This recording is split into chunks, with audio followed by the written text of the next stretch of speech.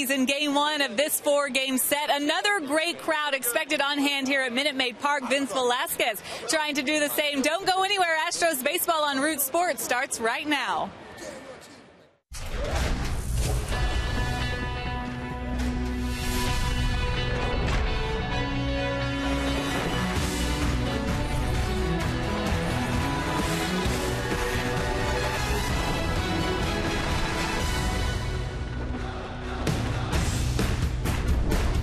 Live from Minute Maid Park in Crush City, Texas, Root Sports brings you Houston Astros baseball. Tonight it's game two of a four-game series between the Astros and the New York Yankees. Good evening, everybody. Bill Brown along with Alan Ashby. Julia Morales joins us in a few minutes. The Astros had a rousing 4-0 shutout win over the Yankees with a great job from Dallas Keuchel last night, Ash. Very impressive performance, no doubt about it. Got just enough offensively to make it happen here in Crush City. And the latest crusher to arrive on the scene, Jonathan Singleton, is here tonight, arriving from AAA Fresno. Chad Qualls going on the disabled list. Big John played well this year in the minor leagues and has earned a chance to get up to the major leagues. Once again, hitting well with the batting average. Home runs, 17 bombs, led the Pacific Coast League. 66 RBIs, also the leader. And how about the 56 runs scored? So John Singleton playing well, and you hope that he takes advantage of opportunities now this year. Last year, when given the chance, he showed the occasional pop. But it was the batting average that really flagged for him. 168, I believe, somewhere in that vicinity last year. And so even though he hit this grand slam in Minnesota, it didn't all add up to having that chance again this year to shine. But John does have the ability. He is here tonight, not in the starting lineup. Coming up, Yes Way Jose. The Astros are getting contributions up and down the lineup this year, but it was the return of a much-needed catalyst that galvanized the offense in last night's big win. Julia talks about the straw that stirs the Astros drink when we return.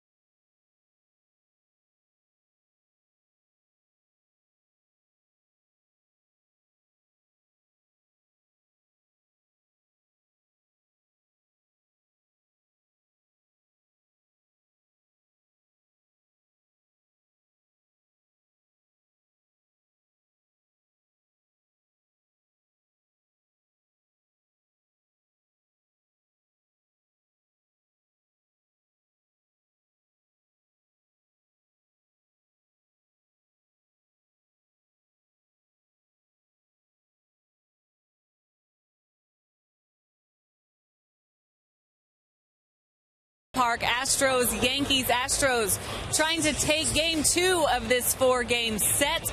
Jose Altuve, a big part of the win last night, back in the lineup tonight. 5th consecutive game after missing a few with the right hamstring discomfort. But after watching him last night, all that is in the past. He's feeling good 100%. He's our AT&T Rewind.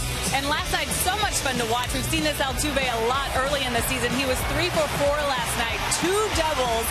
What was impressive to me, though, was him legging out this infield single in the 6th. That's how you know Altuve is feeling pretty good. And he added to that, showing off the speed, his running game coming back. Not 1, but 2 stolen bases for Altuve. First Major League player this year to have 2 doubles and 2 stolen bases in the same game. He had 3 runs scored. Evan Gattis, a big fan of Altuve being on base last night, as he drove him in not once, but twice. And Gattis said after the game, he is the catalyst of our team. When he's in that lineup, he makes things happen. Jose Altuve, after the game, of course, very happy with the game that he had. He said, recently I haven't felt good about the strikeouts. I'm a much better player when I'm putting the ball in play and I can make things happen. That's exactly what he did last night, definitely helping the team win last night. A.J. Hinch said he's got that bounce in his step, which is always good to see for this Houston Astros club. Well, we saw the vintage Altuve last night, as Dallas Keuchel took care of the Yankees as well. We can't forget about him.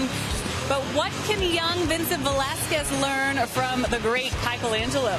Ronnie and Ash will have much more coming up next.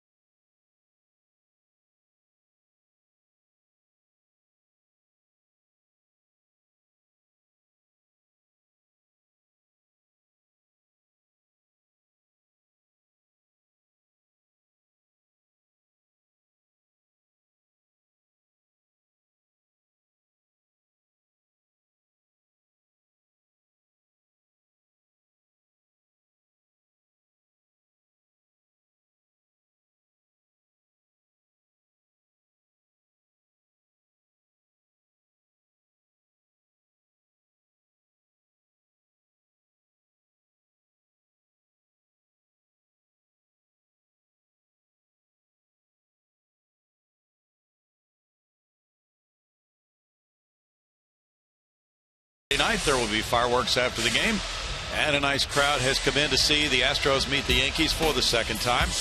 And of course, the Astros fame continues to spread. Here's the latest from this week's Sports Illustrated, and it plays off last year's cover story projecting the Astros as the 2017 World Series champs. Well, this year's article has 2017 marked out, 2016 marked out, and 2015 question mark. Early launch. So the Astros are ahead of pace, obviously.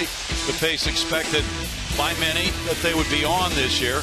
And their record is 43-32. George Springer and company taking the field tonight with a 5-game lead over both Texas and the Angels. It has been a very nice ride up to just about the halfway point of the season. And more people are watching Astros baseball to see if they can continue what they've started this year, Ash.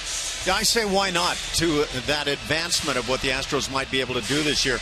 To me, there's nobody in the division, no one team that jumps out as, boy, these guys are going to be really tough to beat, other than maybe the Astros. And I think they've gotten better and better through part of the youth movement. I think once Preston Tucker came along And Lance McCullers, Vince Velasquez has followed, and then Carlos Correa. And to me, it's just been a phenomenal leap in talent for this team. As they take the field, our pitching performance from last night is powered by Kubota, and what a magnificent performance it was. Second complete game shutout this year for Dallas Keuchel. It was mastery is what it was. He was down in the strike zone. He was up when he intended to be. He worked both edges, in and out on hitters, changing speeds. And A-Rod really got schooled a couple of times last night, and I think he acknowledged that after the ballgame. Dallas Keuchel got in trouble in the ninth inning, but still had the ability to get out of that late jam. That's the final out of the ballgame. Bases were loaded, and I don't know if Dallas had to beg his way into being able to face that final hitter, but he certainly did get the job done when given the opportunity. The ball goes to Vince Velasquez tonight, Ash. Yeah, and Vince Velasquez, great arm. It's very much like Lance McCullers. Velocity, tremendous. He's had a tough time with hitters getting just a piece on his fastball. It has led to almost 22 pitches per inning this year.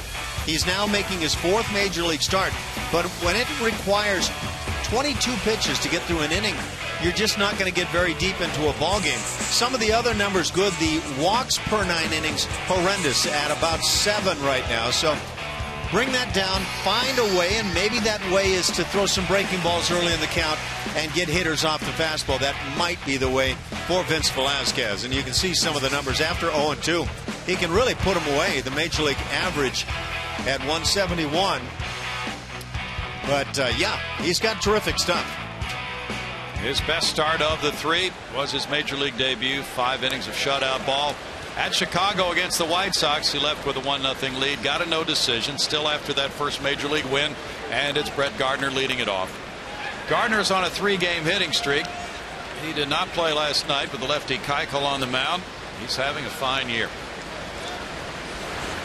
First pitch is in for strike 1. Kerwin Danley is the home plate umpire. The Yankees have scored 67 runs in the first inning of their games. 292 and 9 homers. Gardner has 38 runs batted in. He's 13 for his last 25. Takes the high heater, and it's a 1-ball, 1-strike count. The Yankees were shut out for only the 3rd time this season last night. They've been scoring runs at a very good clip in recent days. Fastball is hit, and the center fielder Colby Rasmus is back a few steps in left center for out number 1. The starting lineup for Joe Girardi's New York Yankees, who are a game and a half out of first in the AL East, starts with Brett Gardner in center. Then it's third baseman Chase Headley, first baseman Mark Teixeira, catcher Brian McCann, DH Carlos Beltran, right fielder Garrett Jones, left fielder Chris Young, shortstop Didi Gregorius, second baseman Stephen Drew, and their pitcher will be Houston native Nate Eovaldi. Infield shifts around now. Carlos Correa going over to the first base side of second, and Luis Valbuena the only infielder between second and third for switch hitting third sacker Chase Headley. And he gets a first pitch heater, missing for ball 1. Headley was 0 for 4 last night. The Astros snapping his 7-game hitting streak, and Dallas Keuchel punched him out 3 times. Headley takes that one as well. It's a 2-ball, no strike count. Velasquez with that 43 pitch first inning last time out really taxed himself, and yet he only gave up 1 run in that first. He wound up going 3 1/3 innings, giving up 1 run. Didn't get a decision. The Astros won it 6-2. Off the plate, and he falls behind 3-0. Oh, that was a good looking pitch right there, just off the edge. Headley signed a 4-year deal to come to the Yankees.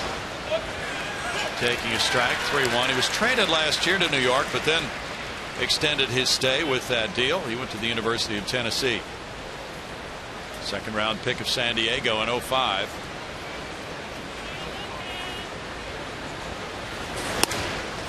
And he draws a 1-out walk.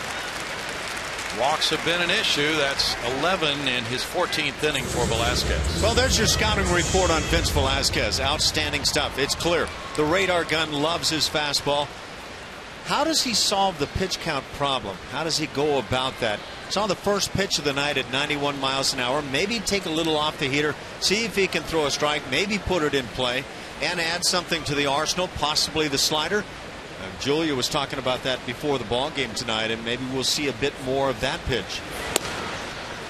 Nothing but heat so far. Mark Teixeira looks at strike one, a .255 hitter with 18 homers, 51 runs batted in. That's third in the RBI race in the American League for Teixeira, who last night was 0 for 3 with a walk.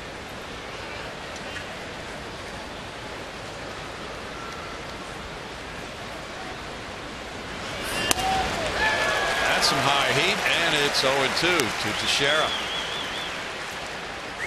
Mark was born in Annapolis, Maryland, went to Georgia Tech. College Player of the Year as a sophomore. Now Valbuena shifting closer to second base.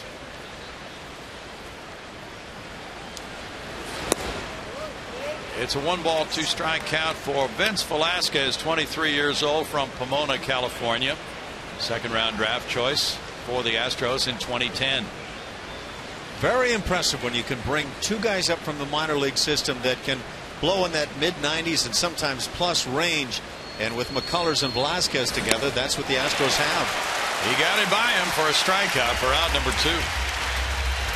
Defensively for the Astros behind Velasquez this evening in the outfield. We'll go left to right. Preston Tucker, Colby Rasmus, and George Springer on the infield, the left side. Luis Valbuena and Carlos Correa on the right. It's Jose Altuve and Chris Carter. And Hank Conger gets the start. Brian McCann has sat out the last 2 Yankee games. The cleanup hitter with a .275 average has 11 homers, 45 runs batted in a resurgent season for him. And the toss goes over to first. Headley has attempted 1 steal, and he was not successful on it. McCann joined the Yankees last year, had an off season with a .232 average, although he delivered 23 homers. This year he's ironed out some of those difficulties he had last year with the bat path being too long. And he's had a stretch of 22 runs batted in 24 games starting this week. You would figure Yankee Stadium would be ideal for this left-handed bat with a lot of power. Well, the Yankees certainly have much better numbers at home than they do on the road as a team. And last year, McCann hit 19 of his 23 homers at Yankee Stadium. Last 3 years for Brian McCann. Well, he's a producer offensively behind the plate. He's a difference maker. And Conger scrambles for it. It's a 2-ball 1-strike count. Jason Castro caught the last start for Velasquez. Castro was the starter in last night's game. The Astros are in a string of 20 consecutive games without a day off. They're 12-12 in June. Fly ball out to right field. George Springer with the grab on the warning track. Good carry on the McCann fly ball, but it's a 0 for Velasquez and a much more efficient first inning than last time out.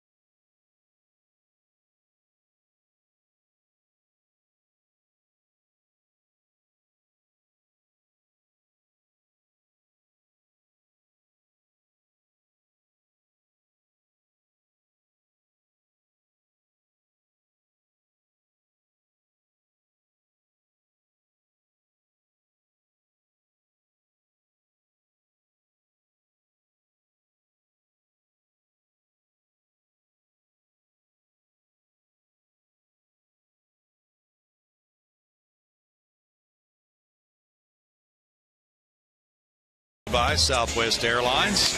It's George Springer leading off in right field. Carlos Correa at shortstop. Jose Altuve had a big game last night. He's at second base.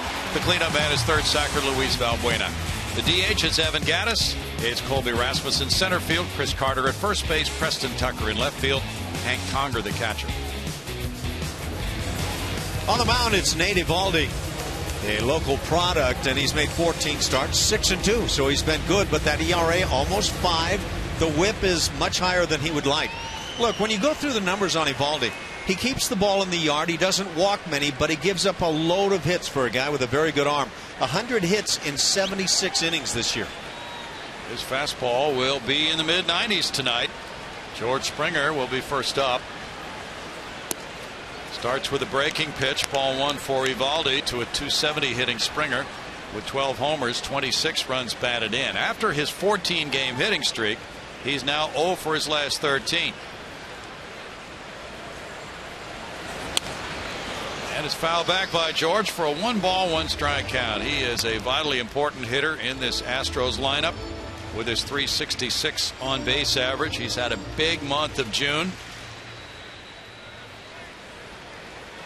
Well, Springer does not want to continue this 0 for 13 jag he's been on. He had really built up a ton of momentum during that 14-game hitting streak. He takes one upstairs, and it's 2-1. Eovaldi has pitched once in his career against the Astros, and that was as a member of the Los Angeles Dodgers in 2011. It was a dandy at Dodger Stadium. 6 innings of 2-hit shutout ball. He did not get a decision. Left the score tied 0-0. He gets a foul tip from Springer, and it's 2-2. That's in the high 90s on that heater, almost touching 100, Ash. That's what I say. He's got such a good arm, and even beyond the typical, boy, this guy's got a good arm, and yet 100 hits allowed in 76 innings. It's hard to figure. There's a fly ball to center. Gardner, 1 out. The batting average against him is .316. Defensively for the Yankees, Chris Young in left, Brett Gardner in center, and Garrett Jones is planted in right. On the infield left side, Chase Headley and Didi Gregorius. On the right, it's Stephen Drew and Mark Teixeira. Brian McCann has that started, as we've mentioned, behind the plate. Now the exciting rookie shortstop, Carlos Correa, comes up. 0 for 4 in last night's game. Been in the big leagues just 2 weeks, hitting .284 with 4 homers, 12 runs batted in for Carlos. This is his 18th game, so a little bit longer than 2 weeks, and it's just off the plate for ball 1. 99. Yeah, he is really dialing it up there early. Has the second highest miles per hour average fastball in the big leagues. Fouled away. And yet throwing a number of breaking pitches here in the inning. Yes, he is. John Lennon said give Peace a chance. I'd say to Eovaldi, give that heat a chance. Ooh. Only Thor has a higher average on his fastball. Noah Syndergaard of the Mets, known as Thor, 96.9. Anytime you can be second to Thor, it's going to be something that should be in the media guide, shouldn't it? Hey, you're up there on Mount Olympus, that's for sure. 1-2 to Correa. His family's here tonight.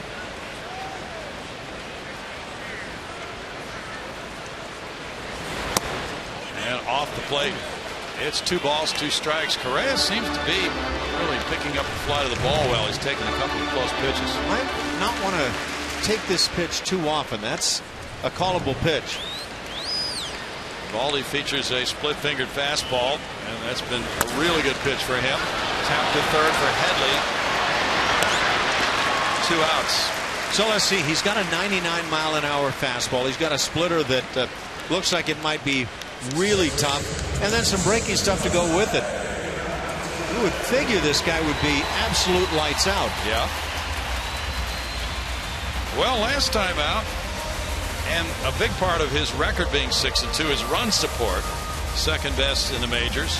He beat Detroit 14-3. He gave up 2 runs in 6 innings, allowing just 3 hits. Jose Altuve on a 4-game hitting streak checks in at 292, 5 homers, 29 runs batted in for Altuve. He had 3 hits his last 3 times up last night. And he takes that one for ball one. Altuve scored 3 runs last night. I am hoping that pitch is not going to be called a ball throughout the night. That was a really good looking curveball.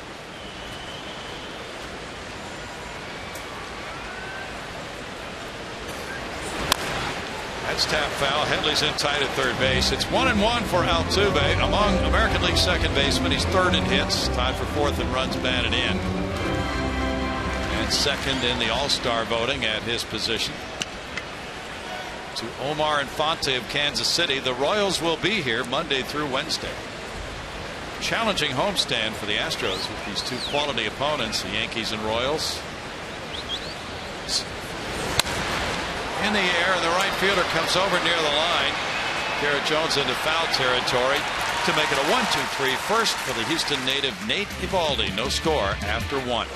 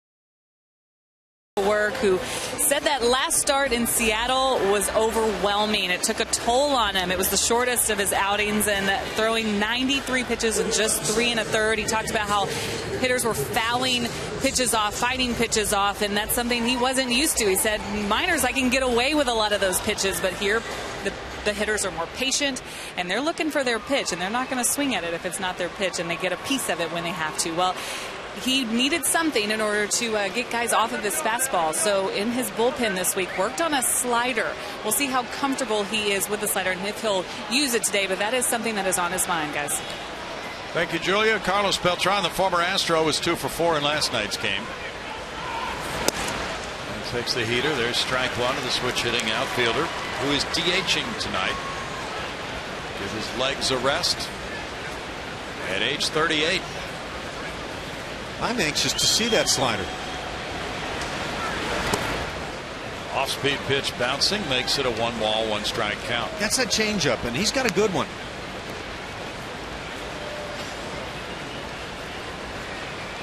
Beltran has 11 hits in his last 27 at bats. Infield shifts around on him. That's in for a strike.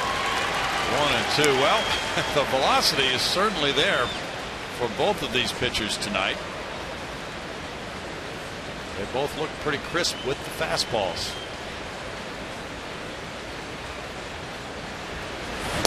You're easy to please if 99 is okay with you. 99. The average velocity on a major league fastball now, Ash, is 91.6. Sounds about right. Okay. I think when you see a guy that goes 89 to 92, I'd call that. Now, that's a really good arm, but Major League, that's kind of the average guy on the hill. Fly ball out to center field and deep for Colby Rasmus. A long run up toward Towles Hill and on the warning track. 1 out. Colby did not get a chance to go Lance Berkman on this. You know he wanted to.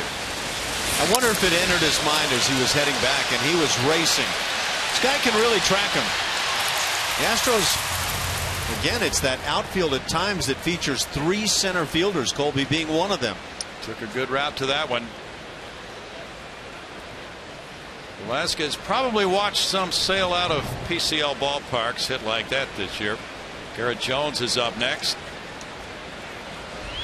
And that is in for strike one. Boy, is this such a different look than, like Velasquez was saying, that last outing in Seattle in particular. Was he trying to pick at corners too much? I don't know. The thing that jumped out so much was the foul ball. Altuve, 2 outs. Yeah, he would get 2 strikes on a hitter and then not be able to finish him off. Have several foul balls, and as Julia indicated, it really wore him out.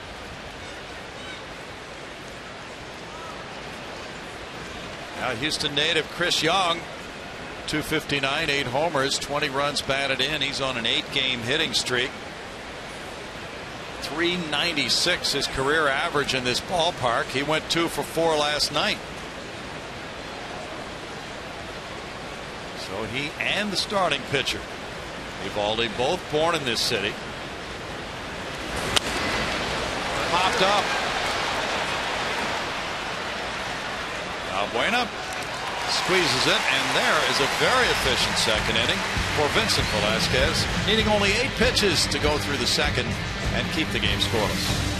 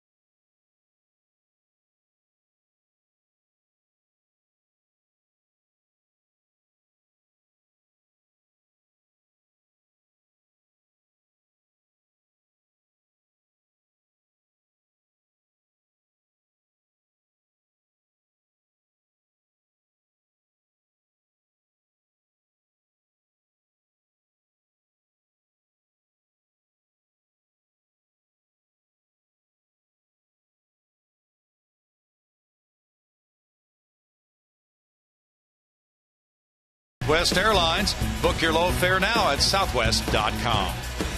And by Jack in the Box. Try the new Double Jack today, only at Jack in the Box.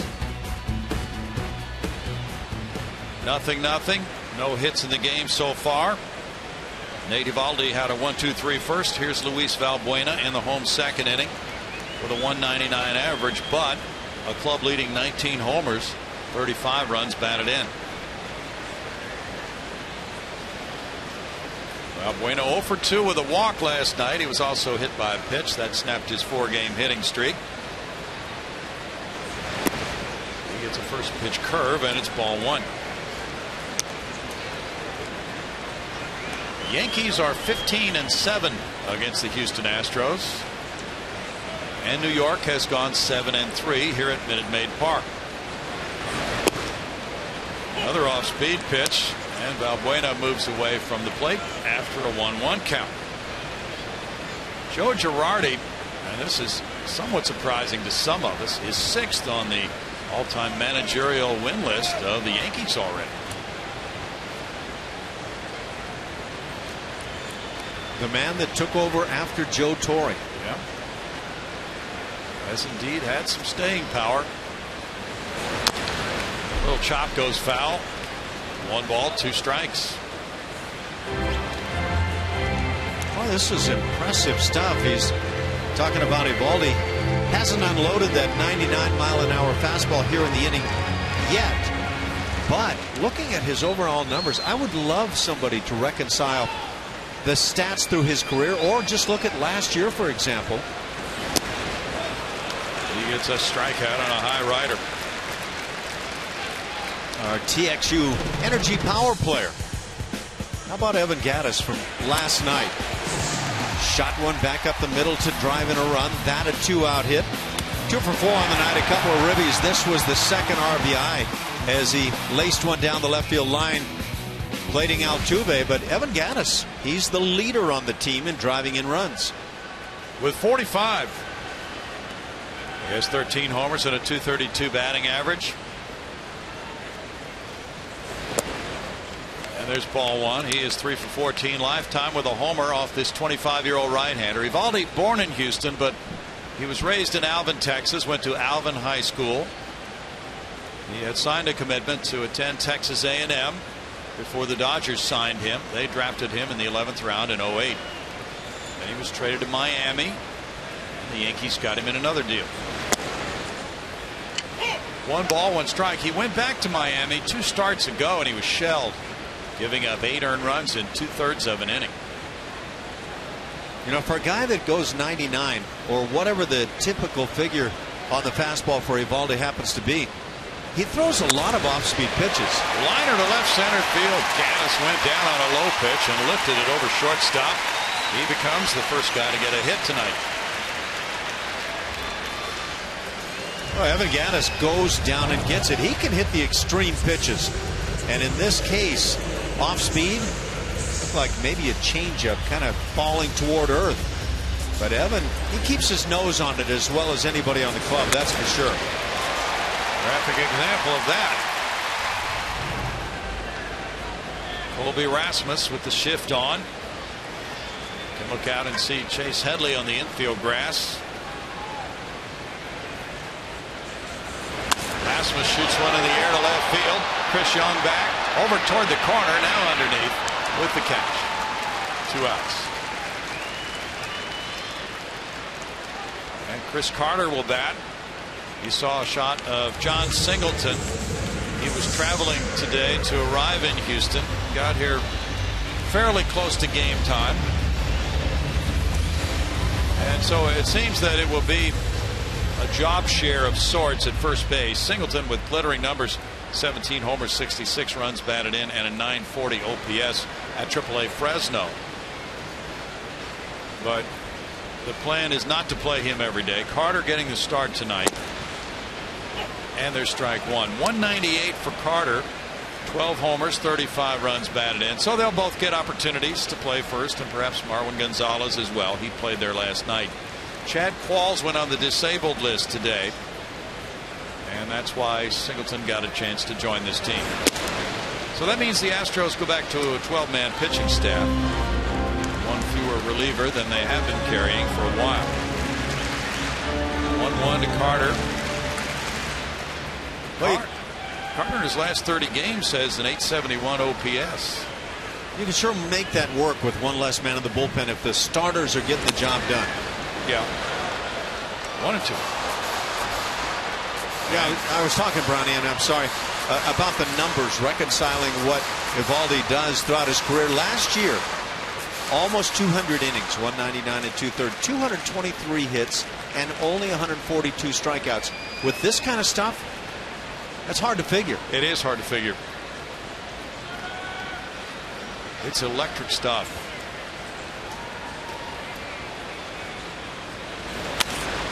That was in the middle of the plate. Fly ball to right field, and it's being chased by 2 players. Jones there, the right fielder, is able to make the catch with Drew just shooting right past him up toward the right field corner. No runs, a hit, and a man left. No score after a couple.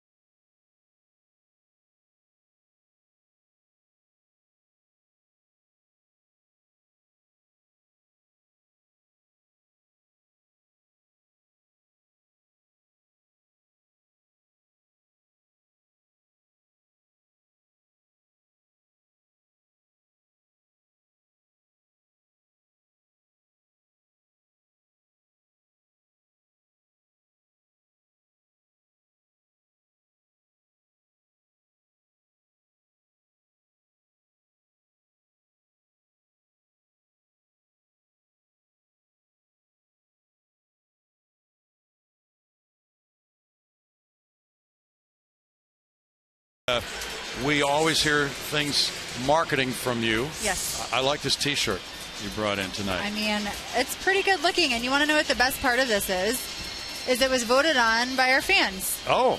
We had a few designs up on our social media accounts over the last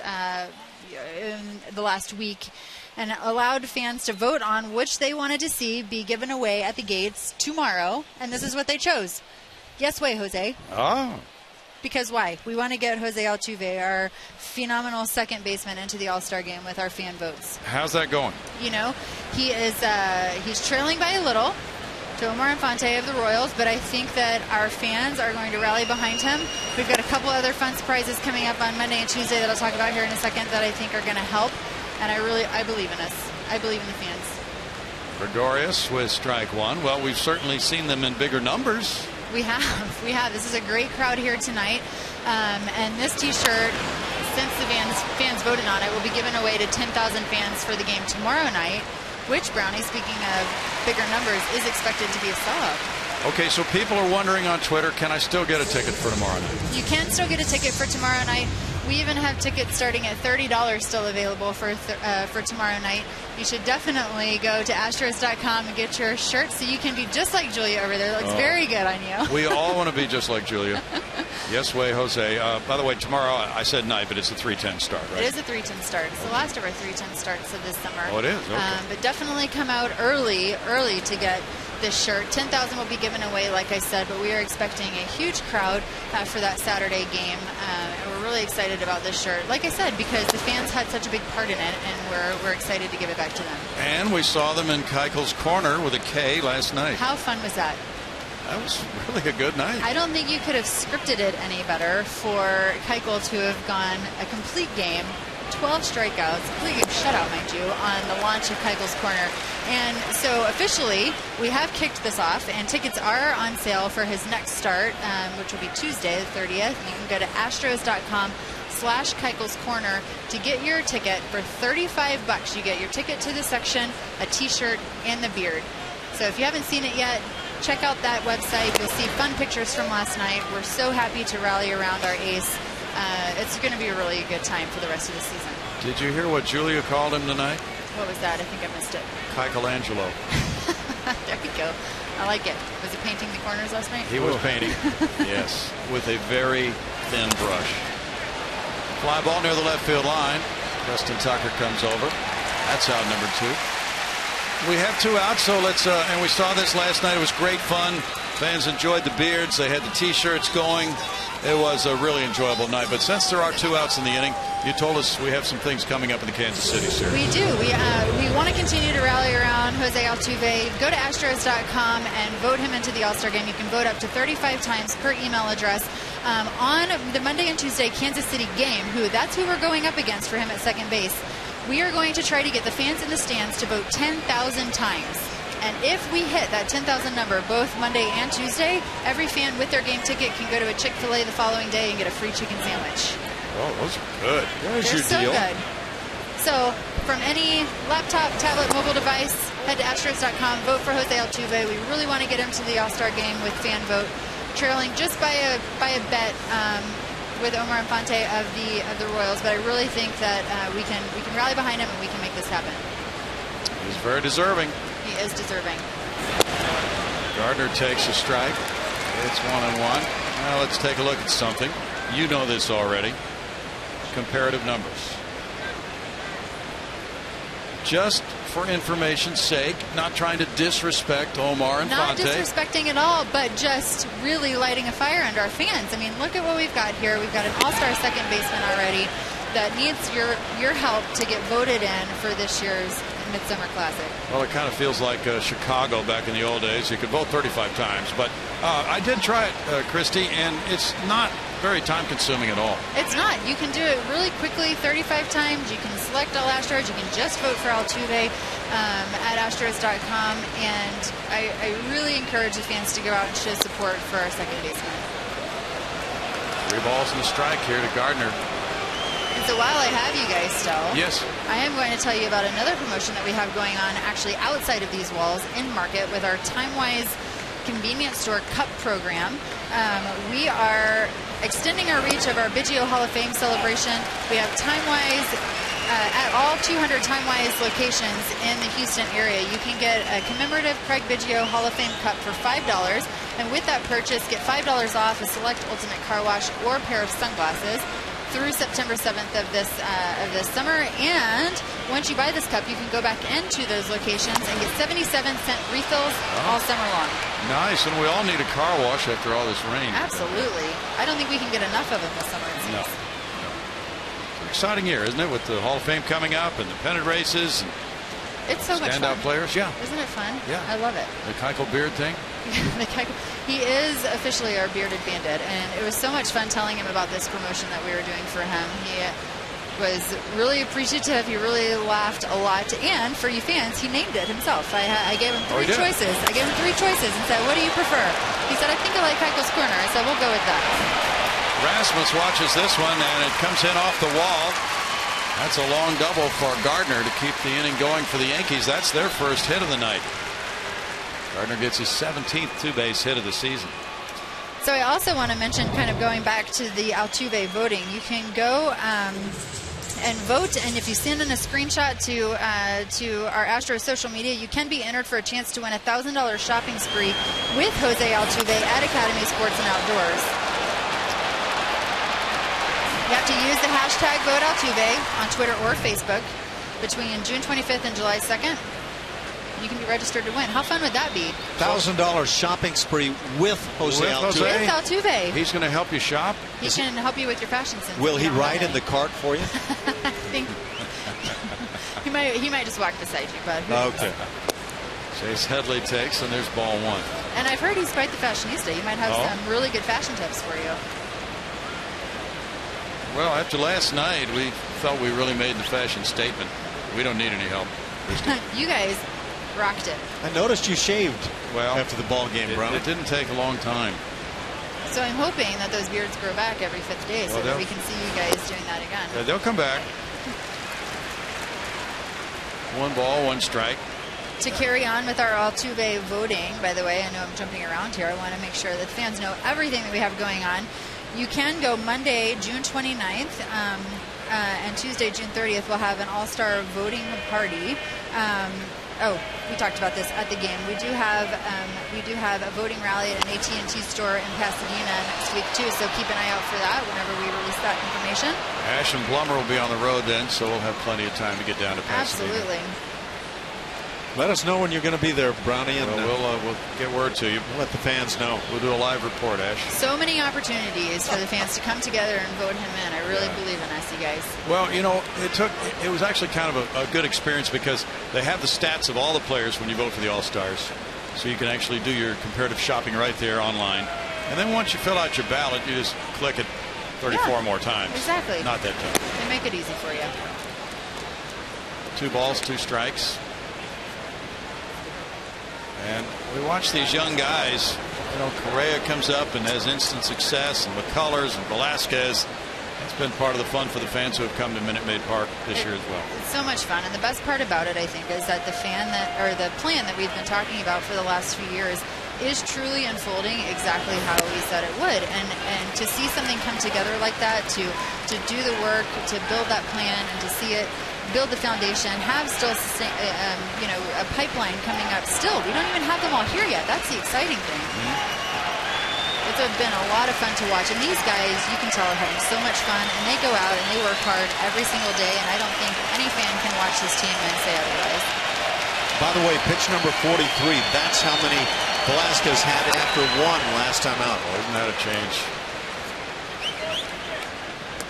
Still a full count for Vince Velasquez. And that a rare foul ball against him tonight. He appears to have really learned those lessons quickly since last start. Tomorrow at 3:10, it's Brett Oberholzer and Masahiro Tanaka. And Sunday at 1:10, Colin McHugh and Michael Pineda.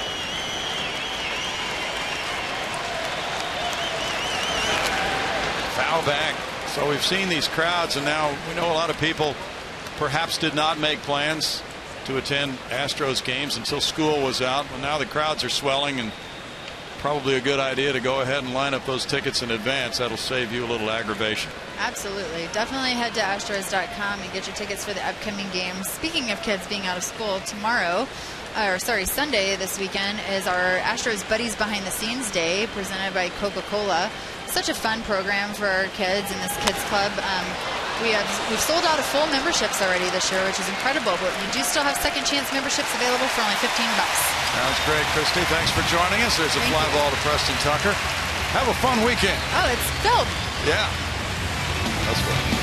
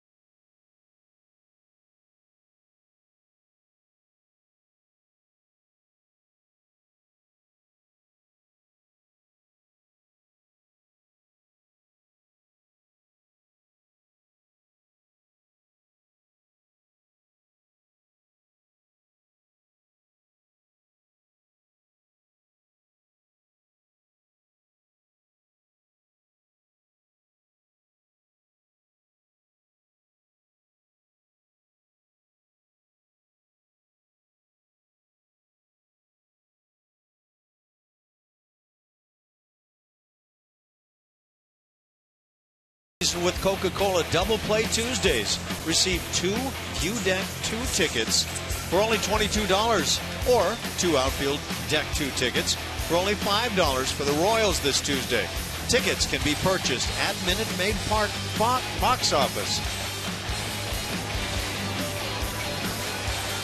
Tuesday night, it's the Royals and the Astros right here. That's a 3-game series.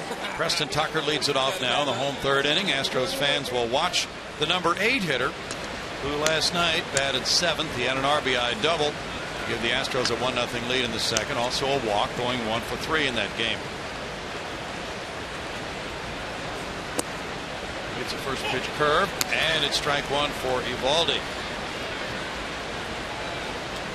Eovaldi is evolving here. He threw a lot of heat in that first inning. He touched 99 3 times. In the second, he started breaking out more off-speed stuff. And it's 1-1.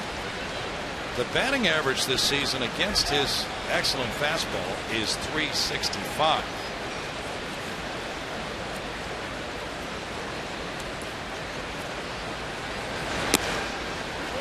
Now 2-1. He's walked 20 in 76 in the third innings. You told us about the hits he's allowed, 100.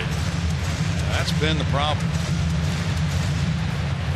And it's not just this year, it's historical. Last year throughout his career, and with his velocity and type of stuff, it makes no sense at all. That's fouled away. 2-2. Eovaldi, just 25 years old. He was at A-ball 2010, his third year in pro ball. Shut out the Astros Class A team at Lancaster, which is a real wind tunnel, so that's an accomplishment. And then he shut out the Astros in Los Angeles a few years ago, and now off to a good start here tonight. And Cogger on deck. Speaking of shutouts, Max Scherzer, his last trip to the mound, brought a no-hitter for Washington. Had a no-hitter through 5 tonight, trying to go Johnny Vandermeer, but in the 6th inning that was broken up by Freddie Galvis of the Phillies. Well, I believe Scherzer in the previous start to the no-hitter took one late into that ball game. I think he had a one-hitter in that one. That's a swing and a strikeout of Tucker on appeal, and went to Joe West, the third base umpire, for strikeout number 2 for Eovaldi. See what's happening. Watch the lead elbow.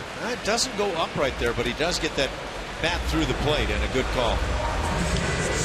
Hank Conger with 4 homers, 11 runs batted in, and a .232 average has provided some boost at the plate. He was 3 for 5 in that Angels series. His last start coming Tuesday at Anaheim. That was a career high 3 hits for Hank. And he takes ball 1. Nationals lead the Phillies 5-0. They're in the bottom of the 7th, and Pete McCannon, the bench coach, has taken over as the interim manager. Ryan Sandberg stepped down today. 2-0. Apparently the losing really got to Sandberg. The Phillies may be on the verge of major changes. Rumors are that Andy McPhail may be moving in at the top of their organization. There's a line shot, and this will roll. It's right between the left and center fielders. Conger into second base with a 1-out double, his 5th of the year. You know, Hank Conger starting to become a very effective offensive player in recent games. And I'm talking about from both sides of the plate, and he's hit with pop from both sides. Tough pitch, down and away.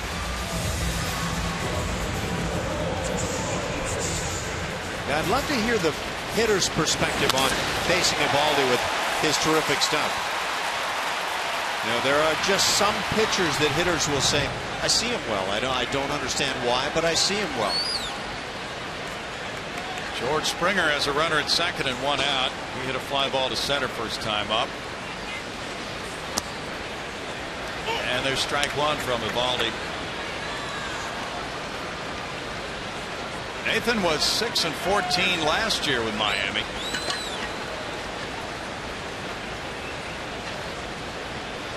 Martin Prado and David Phelps were traded to the Marlins in the package involving Eovaldi. Hard shot, backhanded Gregorius. An excellent play. 2 outs. The successor to Derek Jeter at shortstop has made 9 errors so far this year. Quite rangy though at short.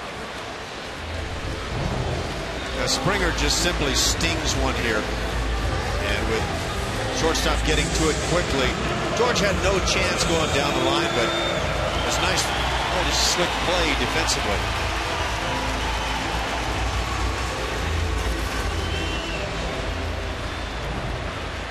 But a much better at bat for George than many he's put up in the slump. Carlos Correa grounded to third in the first inning. Jose Altuve on deck.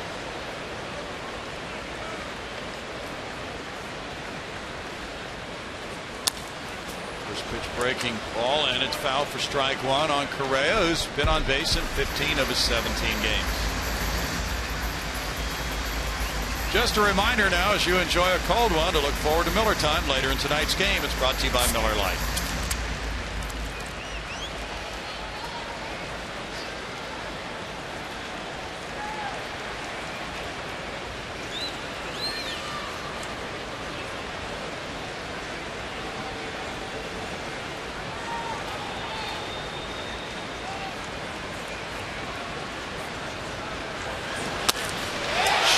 Center field. Conger's coming home. Here's Gardner with a throw to the plate, and Conger will slide. He'll make it. The throw was not caught by McCann, and it's 1-0 Houston. Gary Pettis waved Conger home. Gardner's throw was drifting off up the first base line. McCann trying to reach out to his right, grab it quickly and lunge back to his left, and he didn't make the catch. RBI single for Correa, his 13th run batted in. A risky send, but one under the circumstances you really need to make. And nice to see Carlos be able to sting one for a knock in a big situation. It's a tough play for a catcher. That in-between hop always makes it rough for the catcher. And you're really in that mode where you're trying to catch and apply tag all at one time. Sometimes you're not even aware you didn't come up with the ball. Right. It appeared a good throw would have had him. Correa, though, has driven in 13 runs in his first 18 Major League games now. Pettis with the send that made it 1-0 Houston.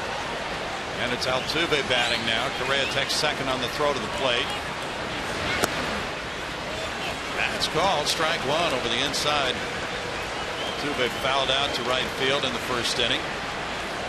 The Rangers, who are tied with the Angels for second, 5 games behind Houston, are getting flummoxed in Toronto.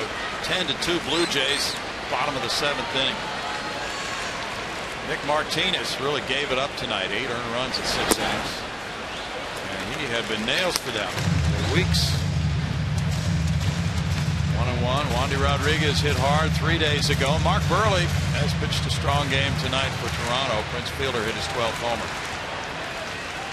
And the Rangers have fallen upon hard times now with 5 losses in a row. And they're 1 game above 500. Out to center field for Gardner. And the Correa 2-out single makes it 1-0 Houston after 3.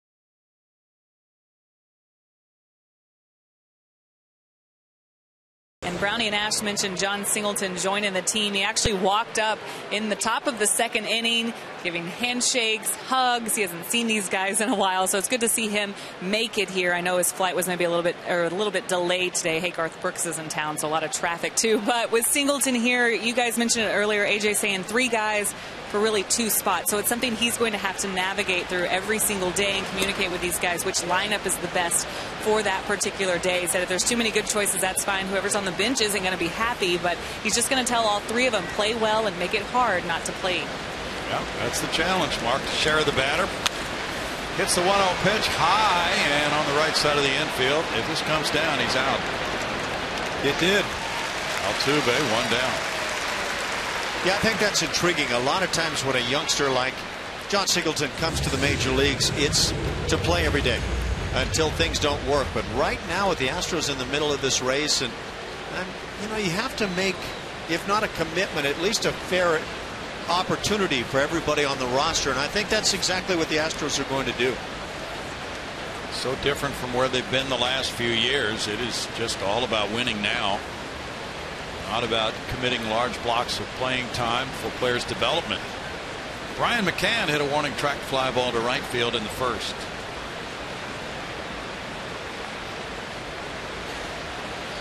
Has more than 200 major league homers, 210 right now for McCann. Some big years in Atlanta. There's strike 1. Native of Athens, Georgia.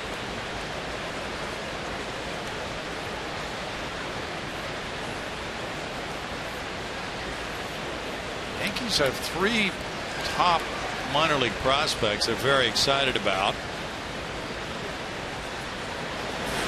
Typically they have traded a lot of those top prospects in stretch drive type deals down through the seasons. because they're in the hunt almost every year. It seems that that may have changed.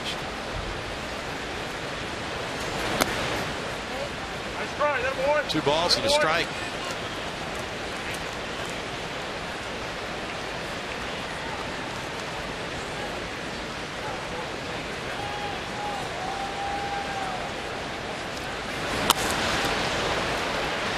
The shift puts Correa right there to take care of out number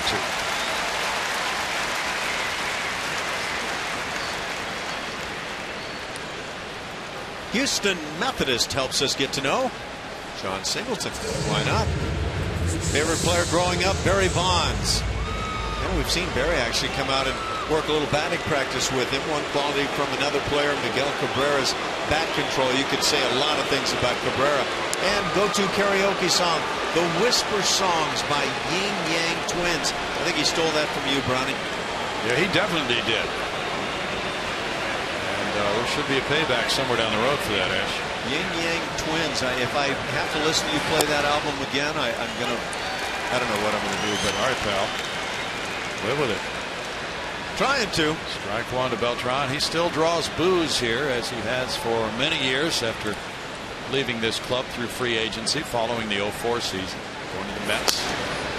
Astros offered a deal of more than $100 million, which he turned down, and he took a slightly better offer from New York, but with no state tax in Texas, it was a real wash. 1-1. 1 ball, 2 strikes.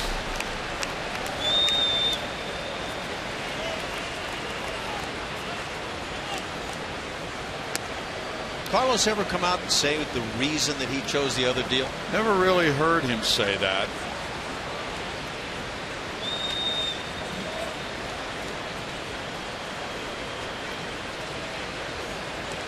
Boy, at that time, I don't know that there was a better talent in the game.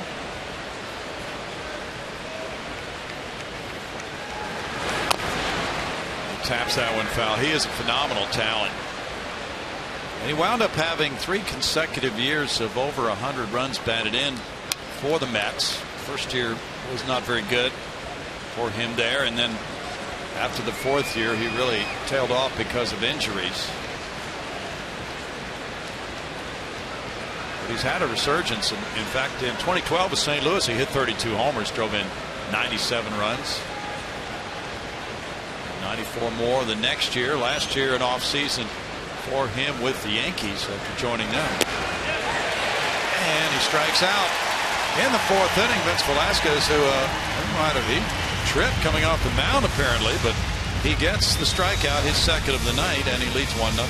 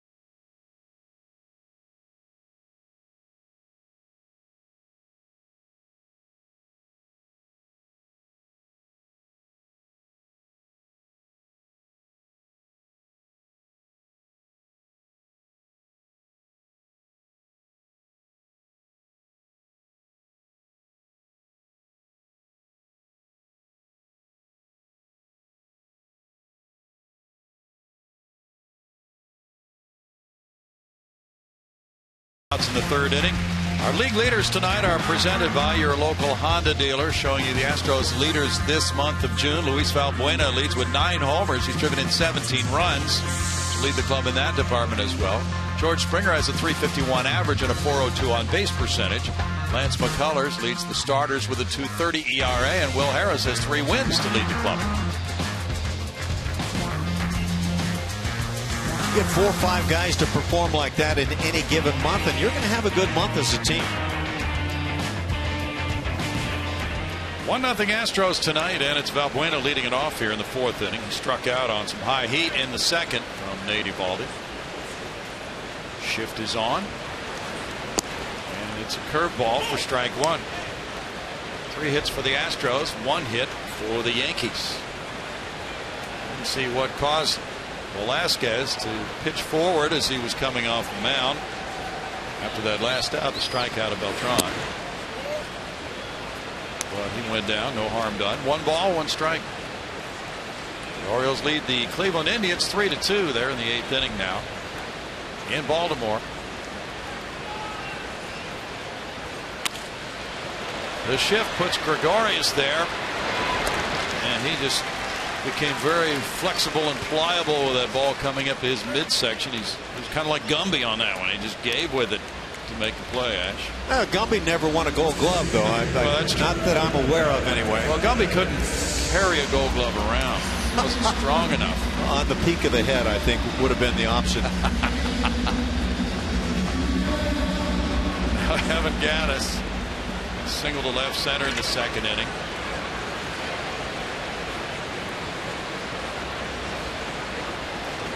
Atlanta and Pittsburgh are tied 2-2. They're at the top of the 7th. Nice strike 1 on the foul tip for Gattis. We don't often talk about Gumby. That doesn't come up in many major leagues, maybe in the spring, but not during the regular season. Yeah. Or an early spring type of conversation.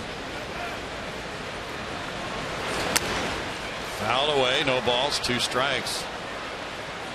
It's going to be a big weekend here with the crowds. Tomorrow, a sellout is expected. Still a few single tickets available right now in the $25 to $35 range around Minute Maid Park. But it's expected that they will be gone by game time tomorrow. Foul back, and we have not had a sellout here other than opening day. I believe 2012 was the last sellout at Minute Maid Park other than on opening day. Yeah, like you say, this is going to be close tonight, and then tomorrow sounding like it could be the real deal. 3:10 start tomorrow for game 3 of this 4-game series. By the way, Christie mentioned that's going to be the last of the 3:10 starts this year. Where do those time slots go from here on out? Probably 6:10. That's what we're hearing. They'll move back a little bit later in the evening. Fastball right there. Strike 3 looking. Strikeout number 3. Good looking fastball, whether it was on the plate or not to be seen.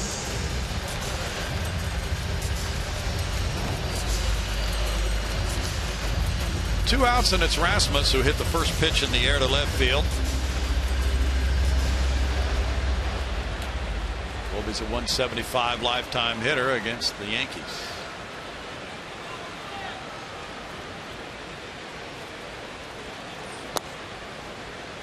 He looks at strike 1. Happy birthday to Cliff Lapatoda of Virginia.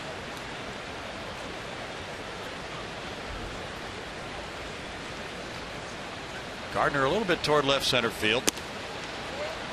And it's 1-1. It's a sultry summer weekend here. Nice to have an air-conditioned ballpark.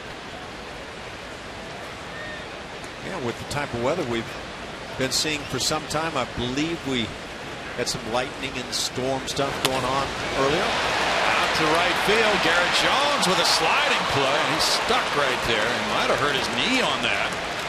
We're out number 3. Slow to get up. He took a divot. And Gardner will repair that divot before the next golfers play through.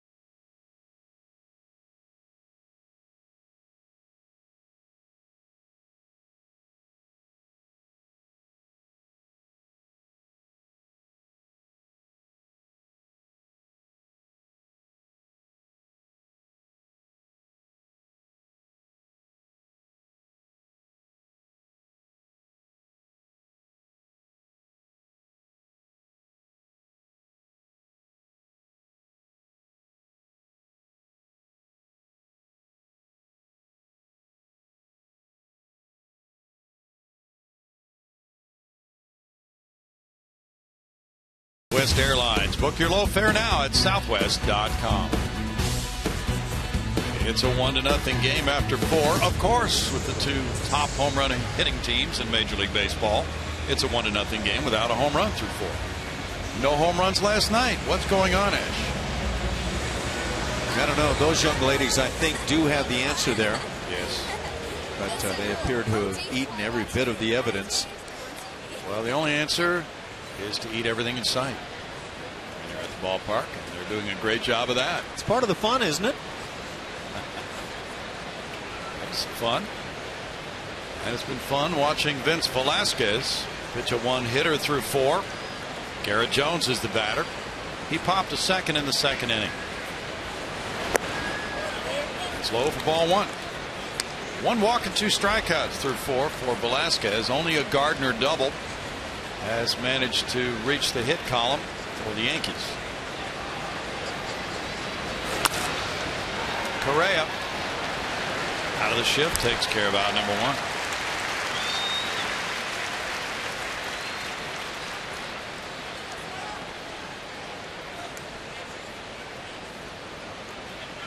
Now Young will come up. Young popped to 3rd, going for the first pitch, his first time up.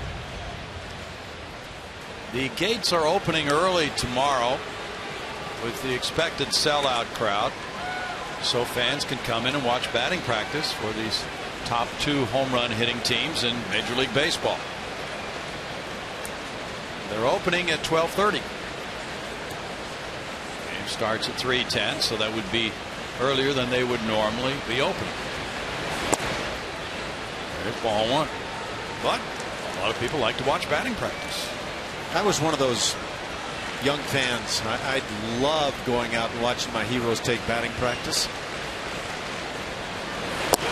Yeah, back in those days when you were watching Major League Baseball, they would have infield before every game. Be careful about how you say back in those days. Okay? Go easy. Did you take a chariot to the games? I wasn't presented a whip yet. 1 and 2, but you have a whip every night on these pitchers to look at.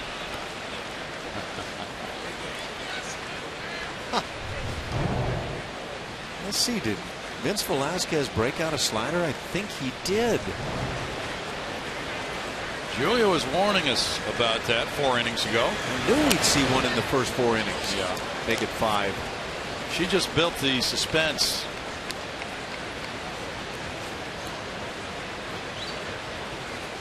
I don't know what's going on with Vince exactly. First 3 games would have said something very different than we've seen tonight. Not in terms of stuff. I mean, he always has great stuff. But the contact against him now is in play, and it's been soft.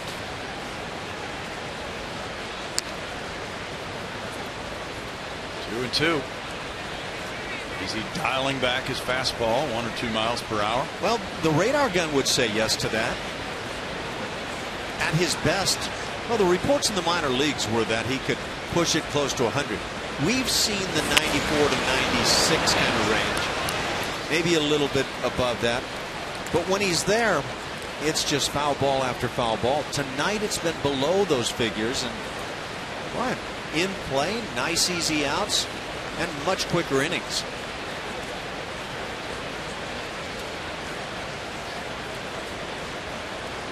So what do you say to that guy? Don't throw the ball so hard.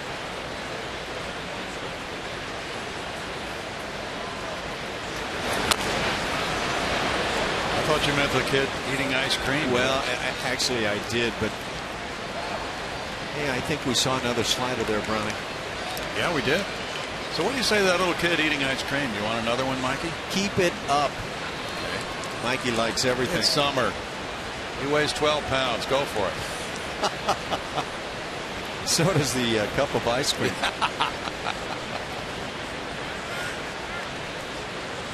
That's where you learn that passion for the game. It happens at an early age. That's a hanger, but it's foul back. I remember my first game very well. And the old Coliseum in LA. Saw the Pittsburgh Pirates and Vern Law out on the mound against my Dodgers. And though the Pirates won, I became such a huge Dodger fan. Who pitched for LA? That particular night, It's funny. I believe it was Johnny Padres. Ooh, it was a good one. Game 7 in 1955 in the World Series. That's smack foul. That was the 9th pitch. So Young has been up there for a while after going out on 1 pitch in the 2nd inning. Johnny Padres later became a pitching coach. He was a master of a great changeup. Yes, he was.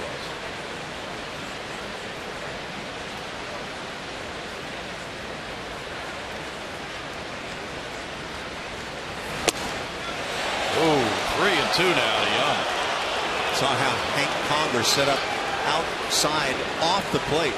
And then he catches the pitch right in his body, and that leaves fans on either side of home plate thinking, well, that pitch had to be right there.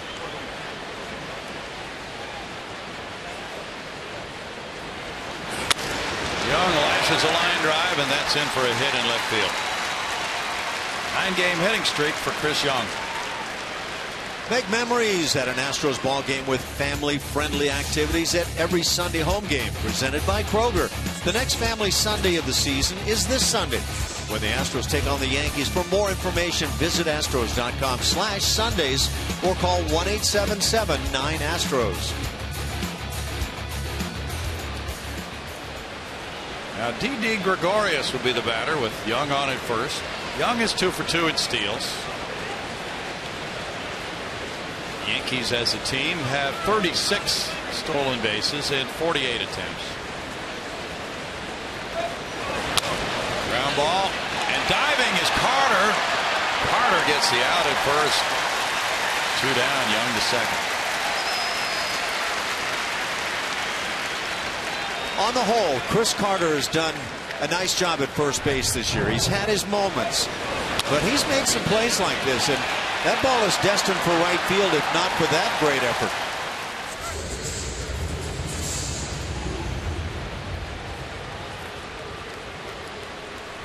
And you can see that Vince Velasquez was very alertly and quickly over to the bag. Sure was. Stephen Drew hit a fly ball to left in the 3rd inning. The Yankees had spent almost $500 million on additional players prior to last year, and they went 84 and 78. Changeup. That's a good one for strike 1. You know, Brownie, you talked about the low scoring in this battle of the Titans here tonight, and I'm a bit surprised that the Yanks haven't tried to exploit the running game. Now, yes, they haven't had many base runners. Chris Young had a chance to run, did not go. Oh, you were talking about the Titans. Now, some people will think about the old New York Titans in the American Football League and think, when you talked about exploiting the running game, they're on another wavelength there. Well, see, I think they were more of a passing team, but well, okay. This version right here, I don't know if they're doing all they can to make something happen. Preston Tucker in left field takes care of out number 3. No runs are hit, and the man left. 1-0 Houston in the 5th.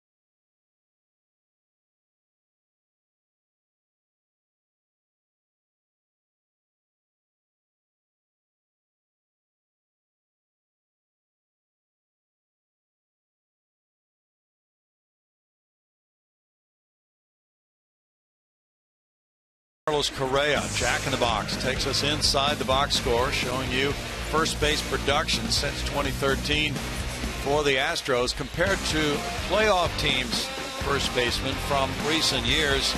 And as you can see, it's well under that production. Sizable difference. You can see it in the batting average, and of course that carries through all the other numbers: on base percentage, slugging, and RBIs on a season. Look at those RBIs, 92 for the typical playoff team, and the Astros down in the 50s. This Carter, it's a foul ball, strike one. That's not to say that every playoff first baseman must drive in 95 runs for the team to do well. No, and that's just the average set of numbers in recent years, and that doesn't necessarily tell a long-term tale, but the Astros need more production there. Carter swings at a breaking pitch, 0-2. So now that Singleton is here and he'll get some part-time action at first base, it sounds like Carter has been the mainstay at first base, with Marwin Gonzalez getting occasional time there. How will it all fit together? We're not sure at this point. Yeah, it really comes down to who decides to get hot, and I shouldn't say it that way because it's not a conscious decision. Well, Carter has a .459 slugging percentage in the month of June. That's not bad.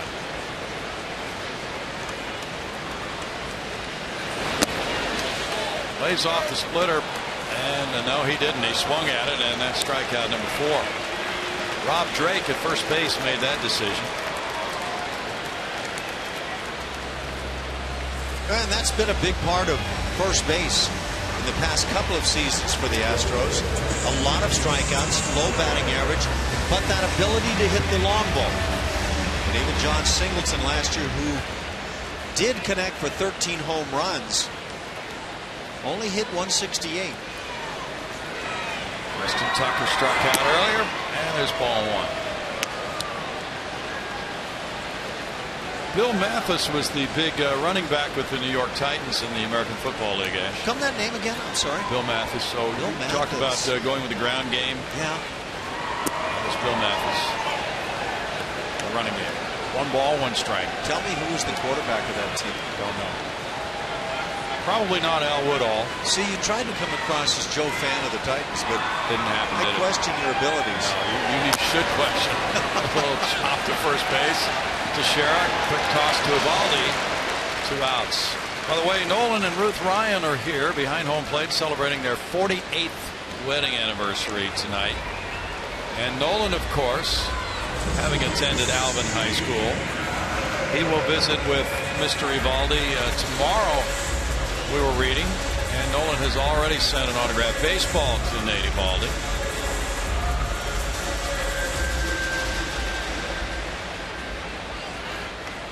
Outs, and it's Hank Conger. Well, that makes it pretty worthwhile coming to the ballpark.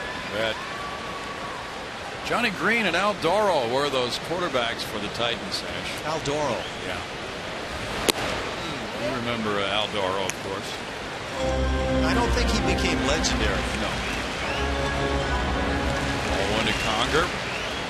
Conger split the gap between the left and center fielders. Now they've tightened that gap a little bit this time up. Gardner moving over a little bit more toward left center. In for a strike to Hank, and it's 1-1. They were further apart than this the last time he batted. Drew's out in right field for Conger. 2 balls, 1 strike. Stephen Drew there.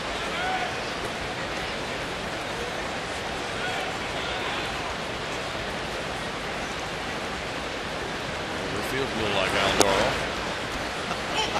With the tailback, Carlos Beltran, or Garrett Jones rather, right behind him. 2 balls and 2 strikes. Carrying the clipboard, that's never a good thing. Conger lays off, he works the count full.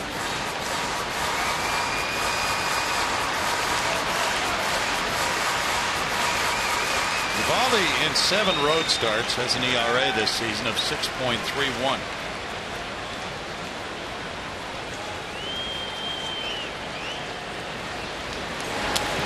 Foul back. His run support average 7.66. That's second best in the majors behind Toronto's Drew Hutchison. Hence a 6-2 record. Yeah.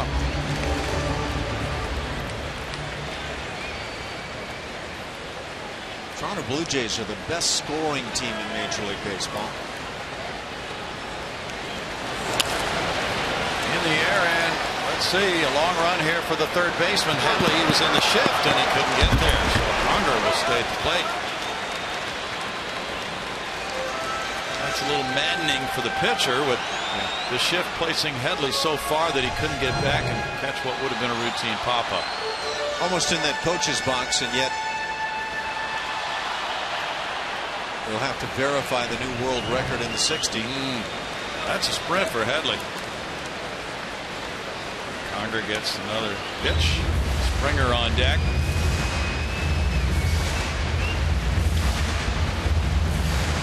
Blue Jays are pounding the Rangers 12-2. They're in the top of the ninth now. White Sox and Tigers are 4-4 in the bottom of the eighth. Mets lead the Reds 2-1, top of the ninth. Breaking pitch, ball 4. Conger worked for that one. He checked his swing. The appeal went to Joe West. That's the first walk for Eovaldi. Yeah, I think the Blue Jays this year are out to prove that you can win on offense alone. Well, there of course are all kinds of trade rumors right now. We're in the last week in June. Trade deadline still a month away, but Toronto Blue Jays would seem to be primed to pick up some pitching. One rumor is Jonathan Papelbon to Toronto. They could use a closer. Yeah, they could. They've been going primarily with Brett Cecil. They also need some quality starting pitching. Strike to George Springer. Of course, I would dare say that every major league team and their fans would say our club needs some quality major league pitching. Right. And Cole Hamels would be on the top of a lot of wish lists right now. Where does Scott Kazmir fit on that list? He's somewhere on there.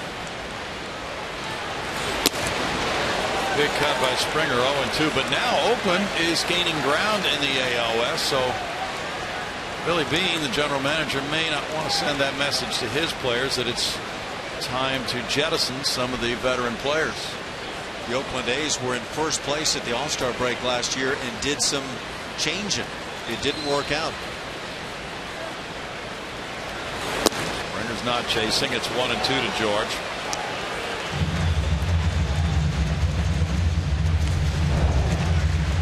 George does a nice job laying off. He's kind of gotten back to that really big swing for the moment and swinging and missing a lot. That swing that fires the ball back up the middle into right field is where he gained a lot of points with the batting average. That's how he's hit .351 in June. Still 1-2 for Eovaldi. Girardi is in his 8th year as the Yankees skipper, and his teams have had a combined winning percentage of .571. General manager Brian Cashman has been on the scene for the Yankees for 29 years. 4 World Series titles as the general manager for Brian Cashman. Springer looks at it. It's 2-2. You can see that was exactly what Brian McCann asked for, that high fastball. George, however, laid off. Did he lay off a ball? I don't know. It's that new high strike that we're seeing called a lot more this year.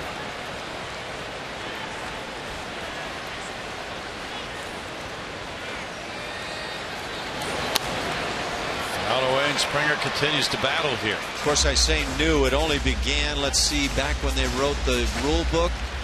Okay. I don't know how many decades or centuries back that was, but it's been a while.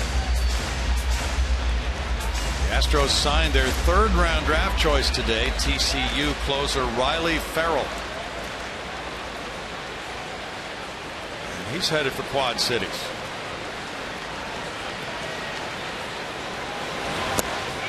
Springer strikes out. That's the 5th for Eovaldi. And after 5, it's Houston 1, the Yankees nothing.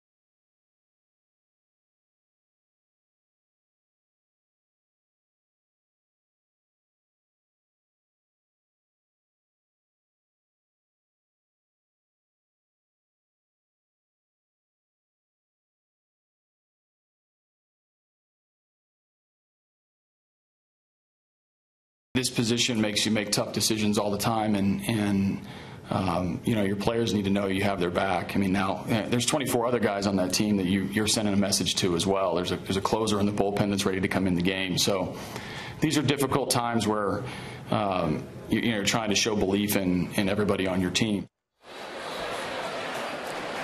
Dallas Keuchel really helping out the team, putting the team on his back yesterday with that complete game shutout. The conversation A.J. Hinch and Dallas had on the mound was very quick. These guys have a lot of trust in each other. And like I said, Keuchel just putting the team on his back after a really tough loss the day before, extra innings, and the way he came out and helped everybody out. They expect that from Dallas, and the relationship that Dallas and A.J. Hinch has together, it showed a lot after that conversation. Dallas getting that final out, getting the complete game shutout. And Ash, I toss this up to you with just Hinch and his ability to work with these guys and have that conversation with guys. They trust him just as much as he trusts his players. Julian, and you know it as well, it doesn't just happen out on the field. That's a relationship that's been growing ever since day one of spring training. He is great with the guys. He's great with them on the bus and on the plane and following losses and victories. And it's a trust that has developed right now that I think a number of the guys, if not all, would tell you this is the most fun they've had playing baseball throughout their careers. And Dallas was accepting his Pitcher of the Month awards in the American League for both April and May. Brett Gardner on a 2-0 pitch, hits it in the air, and Kobe Rasmus is back in left center field for it, near the wall. 1 out for Velasquez, leading 1-0 as he tries for his first major league win.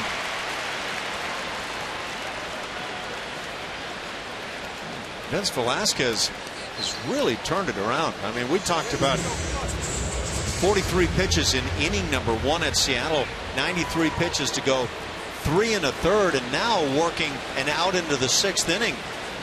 Kind of breezing along at 75 pitches. How much did this man have to do with this turnaround? Brett Strom, tireless worker. Chase Headley bats. And he bangs a fastball into left center field. And it goes by Tucker, backed up by Rasmus. He gets it back in and prevents any further advance by Headley on the single. Good work by Rasmus. It's a well-executed decoy right there. Yeah. Headley didn't get fooled, apparently. I don't know what happened here, but it was because it split the gap in left center, it brought both outfielders together. Colby was in a perfect spot. Well, Headley takes a short lead with Teixeira the batter. Teixeira 0 for 2. Off speed for ball 1. Dodgers lead the Marlins 7-1 at Miami. They're in the top of the 9th inning. Jared Cozart has come off the disabled list to pitch 4 innings in relief for the Marlins tonight. He was out with vertigo. It's 2-0. By the way, we mentioned earlier that Chad Qualls has been placed on the disabled list today. Did not mention his injury. It is a pinched nerve in his neck. And that's the move that gets John Singleton onto the Astros club tonight.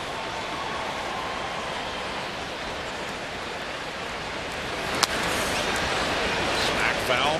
2 balls and a strike. Well, it was 2-0 for Velasquez on Gardner. He got him on a fly ball. 2-0 there to Teixeira. Close to the 80 pitch mark for the game tonight. And the bullpen got a night off, except for Luke Gregerson warming up in the 9th inning last night.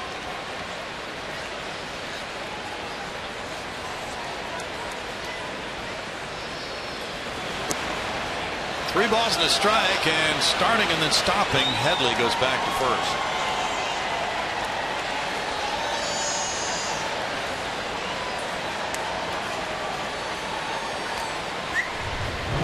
Like a lot of running action to the left of Conger, and that's the tough side at all times for any catcher. But as it just kept running away, one big key for a catcher is to get the toe end of the glove, the distant end around the baseball. Carter, Valbuena, and throw it back to the pitcher, Velasquez. How about that for an unusual 3-5-1 double play? to end the top of the 6th inning. No runs a hit, nobody left, and the Astros lead 1-0.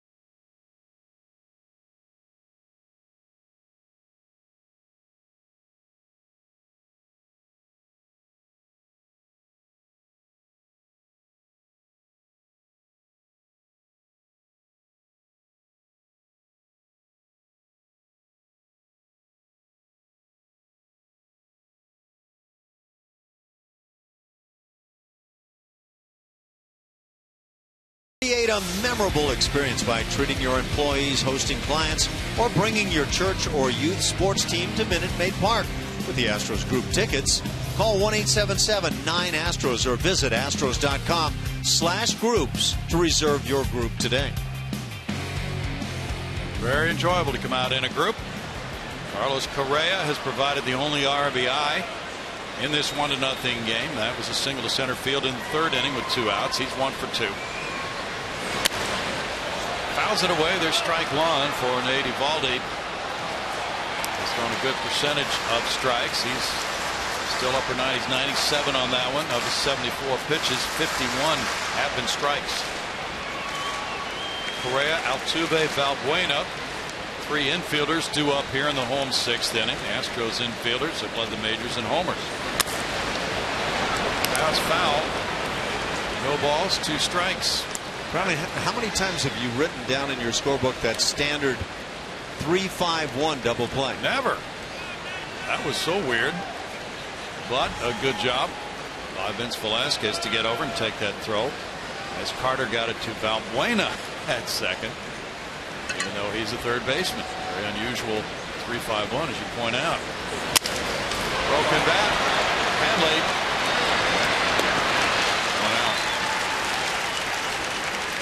And let's also give Chris Carter some credit getting this double play started. He's not your everyday type first baseman, but there's nothing there he could have done any better. And Vince Velasquez, the nice jump off the mound to get there on time. And Luis Valbuena vying for a little shortstop time. Yeah. They took their time on both of those throws. They had the time. Jose Altuve has hit the ball in the air both times, 0 for 2 tonight. Headley in tight at third base. Whoa. That looked high to you. It's amazing how you'll see that high pitch, and occasionally it gets called, and it'll actually be within that strike box. Now, I don't know where that one was on Jose. Well, he bent at the knees a little bit, so it looked higher than it probably was. Here's the first pitch.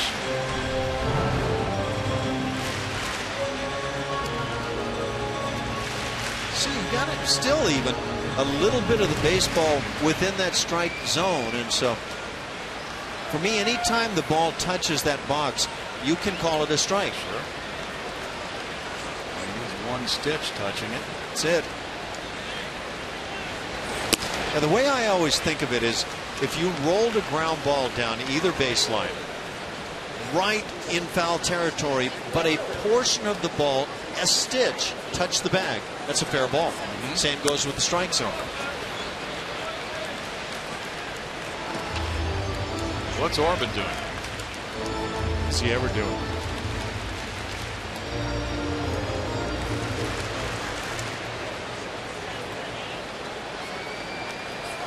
You know, and I've never known him to actually have the tickets for the seat he's sitting in.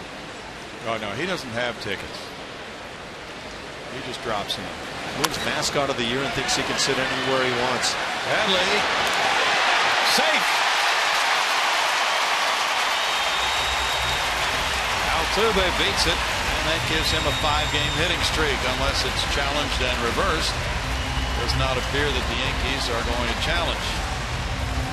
I always wonder what the opposing team is thinking once they get to see Altuve run a time or two down the line like this.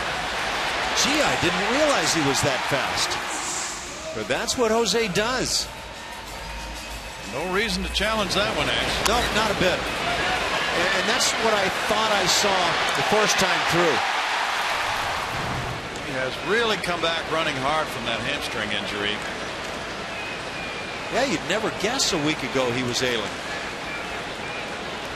Luis Valbuena taking ball one.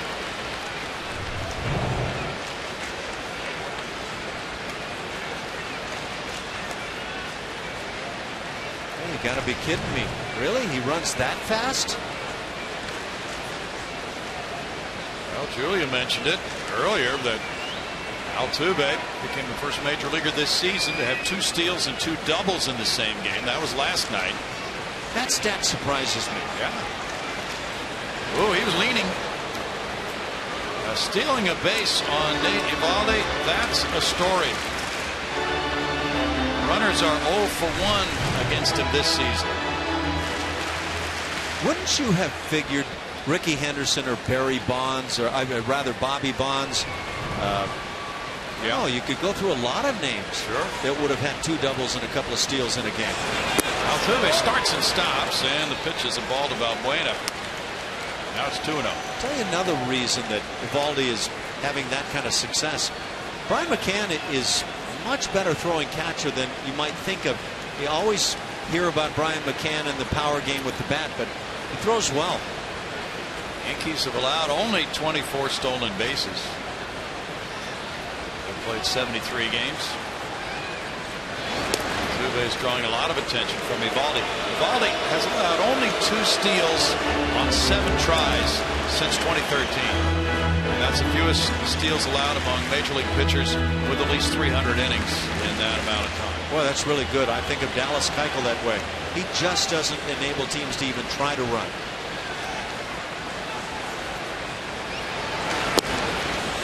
Strike to Valbuena. 2-1. Cubs 1, Cardinals 1. They're in the bottom of the 5th in St. Louis. Now Lackey going for the Redbirds against Jake Arrieta. Orbit is in for a big weekend. Very congenial mascot. Lots of people will be here this weekend. 2 balls, 2 strikes. I think Luis Valbuena thought this pitch was high. Yeah. But you know, when you get that peak and look from the side, where does this ball cross home plate? That's not high. The ball was really right in that belt region. So how far would the catcher's mitt be behind the back point of home plate usually when he catches the ball? Oh, I would guess a couple of feet, maybe a little more. Honestly, for the longest time, a catcher could catch the ball right at his chin, and the umpires would call it high. And I'm talking fastball. A number of throws have gone over to first with Altuve there. And by the way, Brian McCann, 43% caught stealing this year. Is there anybody better? That is really good. Great stuff. Bueno looks at ball 3. Now it's a full count. You know who's been playing in that same league of throwing from behind the plate is Jason Castro. Right around 40%. is exceptional these days. Well, perhaps the attention of Eovaldi has been a little divided between the hitter Albuena and the base runner Altuve here. Altuve's going, and it's a foul ball. In a 1-0 game, Altuve's trying to create any kind of a diversion he can that might help the hitter or help him to steal a base. My review of that one would be that wasn't the best delivery on which to run because Eovaldi was extremely quick. And Albuena with 62 strikeouts this year, needing contact with that runner moving. And the throw goes over.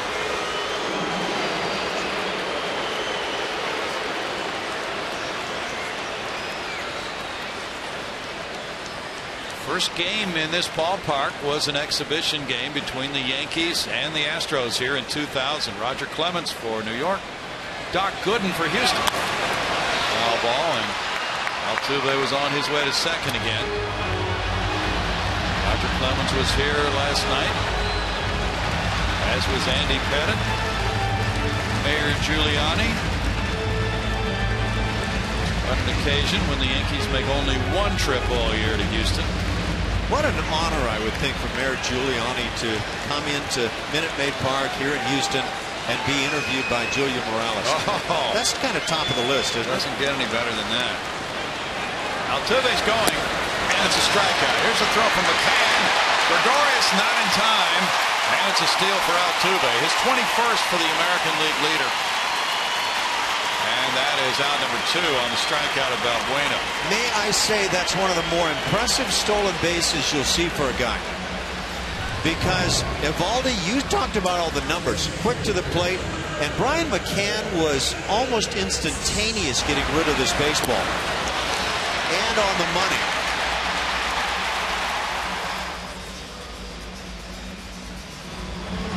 Boy, is that a good head first slide. Watch Brian McCann. Watch him get rid of the ball. Nothing the Yankees could have done better to avoid that stolen base. It was really close. Now he's in scoring position for Evan Gattis. Gattis with a single and 2 trips. Huge lead for Altuve. And he draws some attention from Eovaldi. He has really made Eovaldi look at him time and time again. Throw over repeatedly to first base. Gregorius is a long way from second base. Drew could cut in and take a throw. And the dirt ball won. No, Brownie, it occurs to me in watching Eovaldi, he obviously gets very engaged in trying to cut down running games. He's good with it. Is that possibly part of the reason that his mind diverts away from hitters when you look at his great stuff and yet see the number of hits per inning and the high batting averages against? Sounds reasonable. Gattis drove in Altuve after a steal in the 6th inning last night. Lays off the off-speed pitch there, and it's 2-0.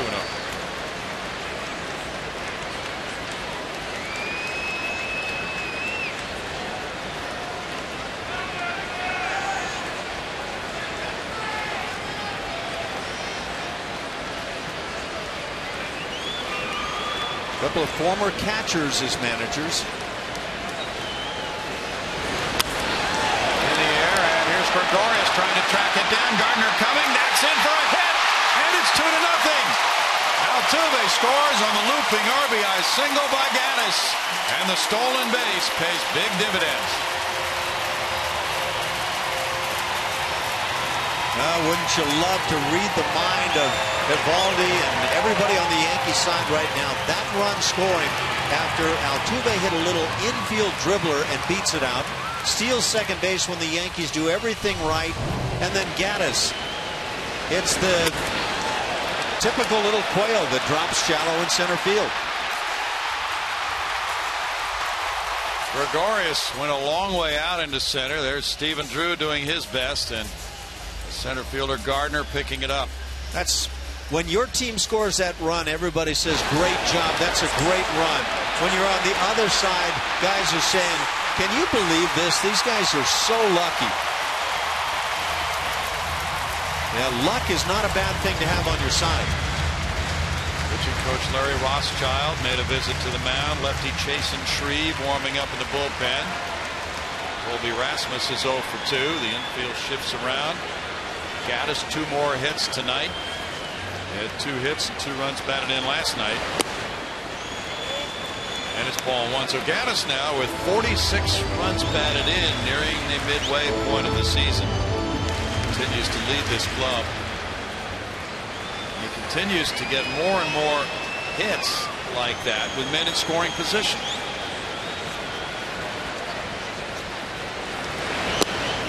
Rasmus takes a look at it. It's 1-1. You always know you have a hit when you hit it. Kidding me. Wait a minute. That might drop. Go. That really sums up what some hits can be like. 1-2 to Rasmus. The Astros are hitting a modest 244 as a team with runners in scoring position, but it has been improving in June. They were hitting 232 when the month started. And for all the talk about these teams being home run dependent, there hasn't been a homer yet in this series.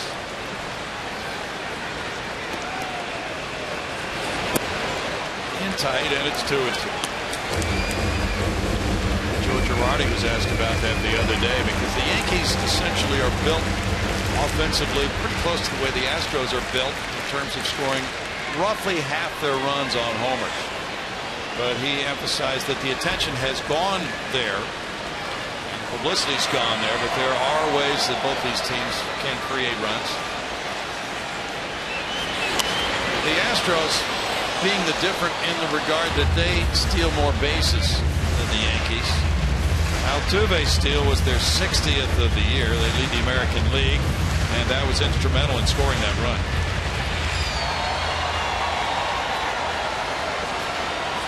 Does it make a difference having Altuve back in the lineup? We've seen it. Absolutely. Infield hit, stolen base, pop fly single. Check swing call goes Rasmus's way, and it's 3-2 on the Joe West check swing call. And may I add on Altuve, is he an all-star caliber player? Absolutely. But after all the repeated throws to first base, he still was able to steal second. Against a pitcher who had not allowed a steal all year. That is ball 4. Rasmus with Gaddis going into second base takes the base on balls. Number 2 of the night for Eovaldi. And it's Chris Carter.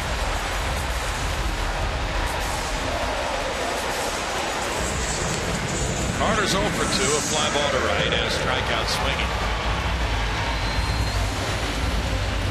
99 pitches for Eovaldi with Shreve warming up.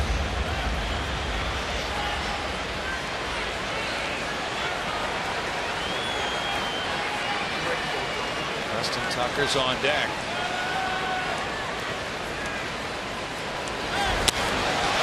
In the air to right center. Gardner coming over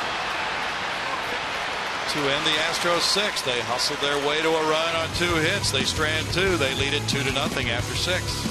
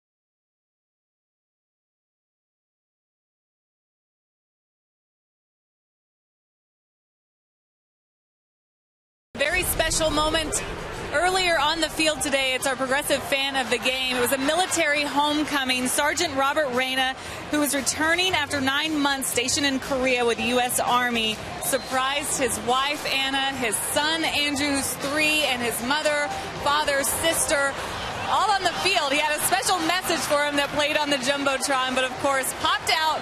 And what an emotional time for you guys. I'm with them now, with the family. I'm going to start with you, Anna. When did you expect him to come home? Well, I expected him to come home in September because we were supposed to go to our next duty station. So I was thinking he was going to come around August, late August. So I was surprised. Very surprised. What were the emotions like as you hugged your family? I just so excited. I didn't even notice anything else going on around. I just wanted to grab him and hug him. I just couldn't wait. Well, Andrew, are you happy that Dad's back? Yeah. Yeah? And you got to see Orbit, so you're having a good time? Yeah. So much fun. I can just tell how happy you guys are. Thank you so much for everything you do, and welcome back. Congratulations, everybody. Back up to you guys. Thanks, Julia. And welcome back is right. Brian McCann, the batter. There's strike one to him. And a 2-0 game. Those are great reunions. Surprise ones.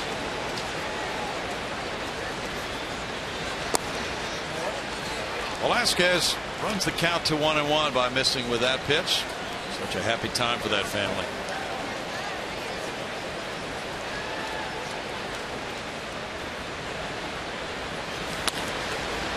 Line to Altuve. McCann's retired, 1 out. There is some bullpen action for Houston with a right-hander throwing. Will Harris. He's been the hot hand in that Houston bullpen. Carlos Beltran, the batter, hit a warning track fly ball to center in the 2nd inning. Good catch by Rasmus. And struck out in the 4th. And yet Brownie only 84 pitches now. Velasquez quite tidy tonight. What do you think has been the reason for this improvement? I could only venture some guesses, but the obvious one that has jumped out all evening is he's not throwing as hard as he normally does, and I wouldn't recommend not throwing as hard as you can, but for whatever reason it's working for Vince. You see him up to 94 now, but he's been higher in the past in his previous 3 games. I don't know if location could be talked about. He hasn't walked people. Yeah, I guess it's a combination. But again, for me, the big thing that jumped out about Velasquez, along with the walks, but those were kind of in part a product of all the foul balls against him in the 3 previous starts. And that hasn't been the case tonight.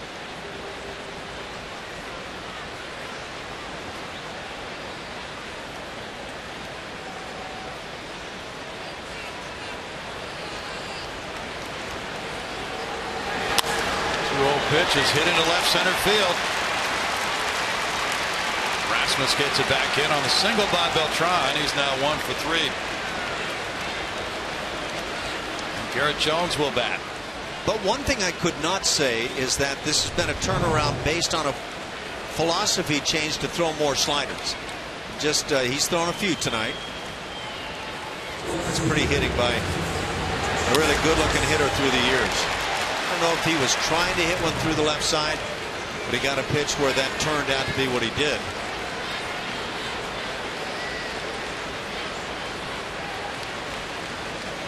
Jones is 0 for 2. Garrett just turned 34. A strike one to him. He's from Harvey, Illinois, drafted by Atlanta in '99.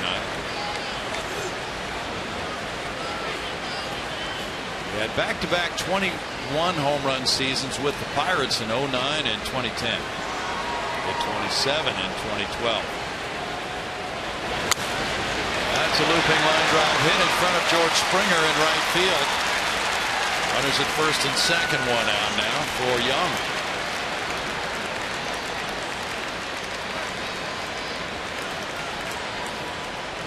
Five hits for the Yankees.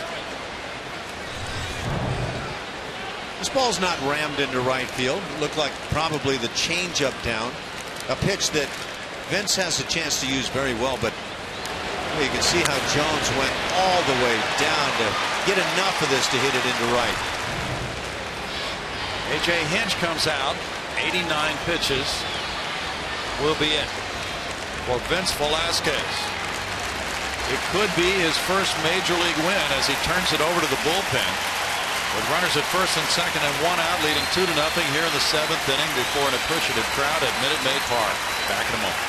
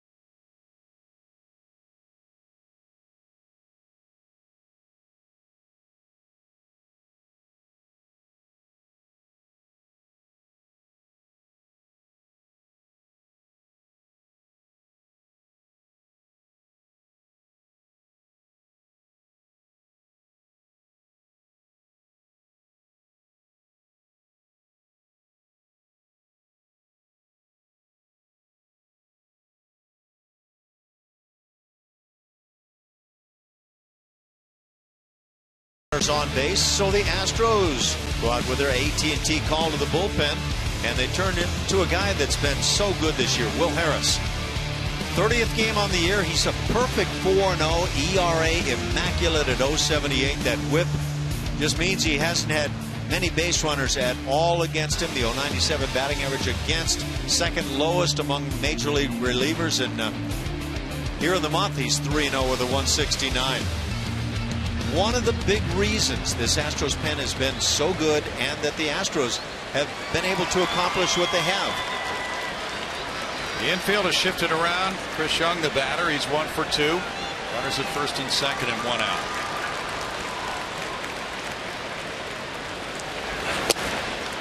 Ball 1 for Harris, who picked up the win in Seattle 5 days ago. He pitched 4 times on the road trip with an ERA of 0 on that trip. In his last 6 outings, he has pitched scoreless baseball. Keep that ERA below 1.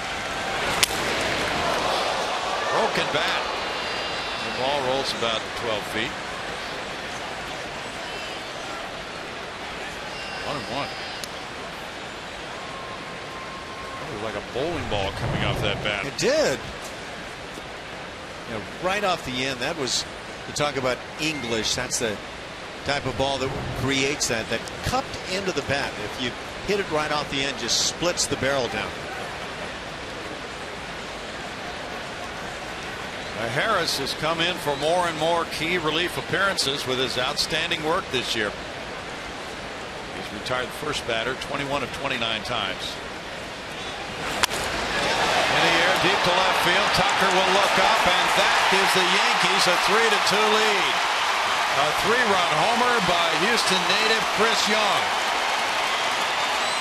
who has hit about 400 in his career at Minute Maid Park. Home run number 9, giving him 23 runs batted in, and that has turned this game around. And just the 4th home run allowed by Will Harris, but this guy chews up some Houston pitching.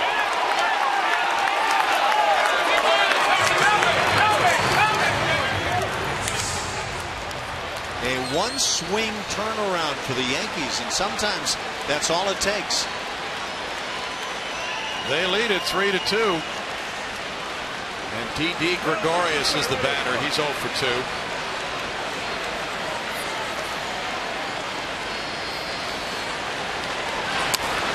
He bounces 1. Carter is there. 2 outs. Sometimes a guy will hit a really tough pitch, and then other times he'll get one right down the chute, and that would be in that latter category. He could not have asked for a better pitch to handle. Of course, many times you get that pitch and foul it off or swing and miss it, but not in this case. And we've seen him do this a number of times. He's got family on hand, and he just rakes it. Steven Drew works hit ball one. Drew's 0 for 2. Vince Velasquez will get a no decision tonight. Going 6 in the third innings, allowing 5 hits, 2 runs, walking 1, fanning 2.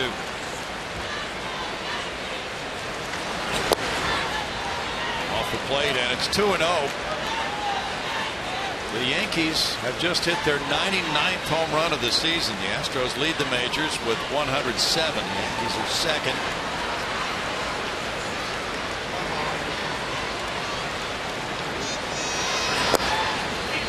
3-0. Young is 2 for 3 tonight. That makes him 42 for 104 and 25 career games in this ballpark. That's his 9th home run here at Minute Maid Park.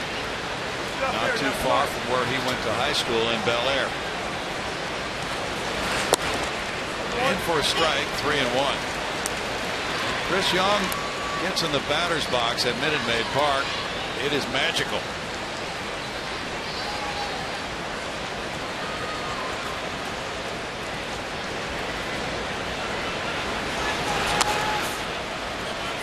Three balls, 2 strikes to Drew.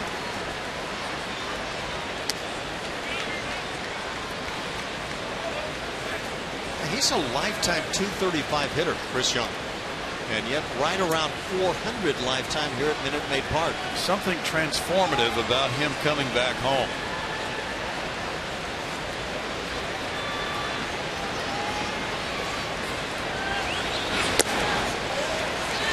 And that's a walk to Drew. Second walk of the night for Astros pitching. Is it the chicken fried steak? You know, I think he might just say he loves being around family. Well, you know, if I loved it that much, I'd have them flying everywhere I went.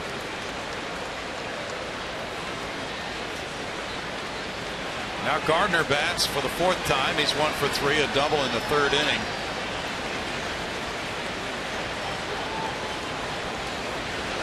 Between Young and Evaldi, there are hundreds of people here to see those 2 guys from this area.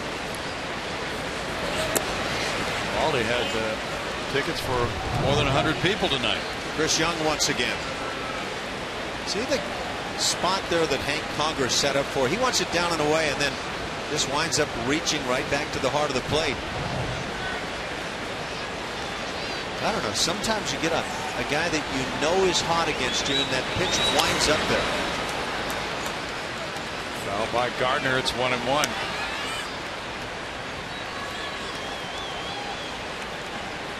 Certainly has not happened very often with Will Harris on the mound that the lead has been surrendered, especially with the long ball. He's been terrific at stranding runners inherited. There had been 16 runners inherited and only 3 had scored when he entered this game. 2 balls and a strike. Tony Sips warming up in the Houston bullpen.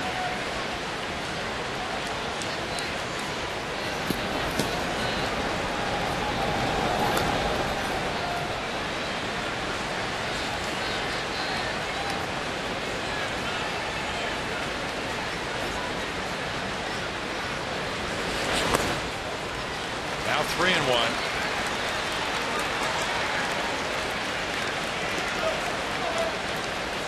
The Astros had surrendered the 3rd fewest home runs in the American League, 65 this year when this game started. Young has turned this game around. Now the Astros will have Tucker, Conger, and Springer due up in the bottom of the 7th inning. The Yankee bullpen still working. Runner going, and it's a line drive over Altuve into right field. Springer will get it in to Correa. Gardner comes through, and he's 2 for 4 tonight.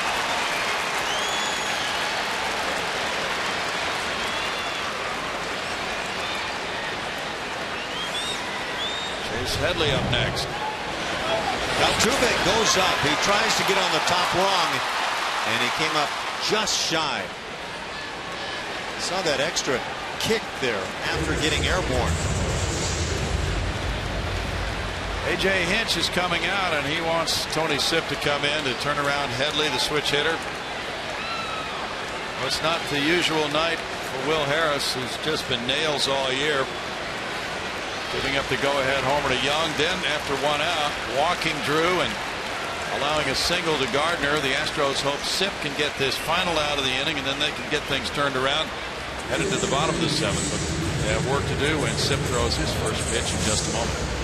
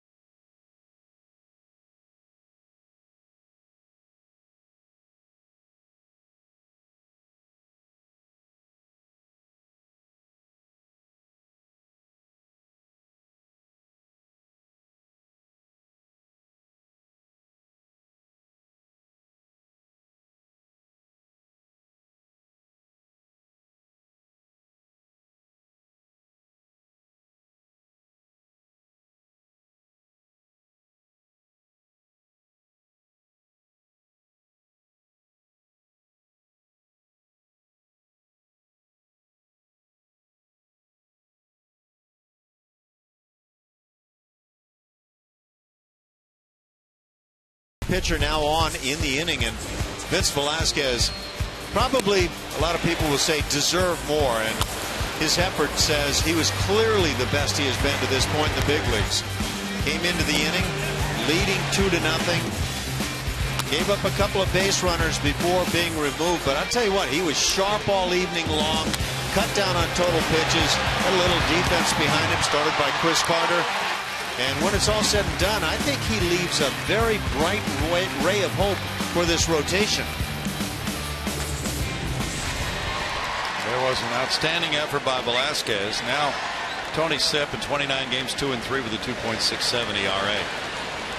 Facing Headley, the switch hitter, now turning around to bat right. And there's ball 1 to him. Headley has a walk and a single tonight. Runners at first and third, 2 outs. Big situation here for Tony Sipp. He's done a nice job against right-handed batters. They've hit .208 against him. Might actually be preferable, but he falls behind 2-0 to have him facing a right-handed batter. Yankees have sent their 8th man to the plate in this inning. Sipp came in the 13-inning game Wednesday in Anaheim, working a scoreless frame. It was tied 1-1 in the 7th when he entered. Breaking pitch in the dirt takes the count to 3-0 with another switch hitter, Teixeira, on deck.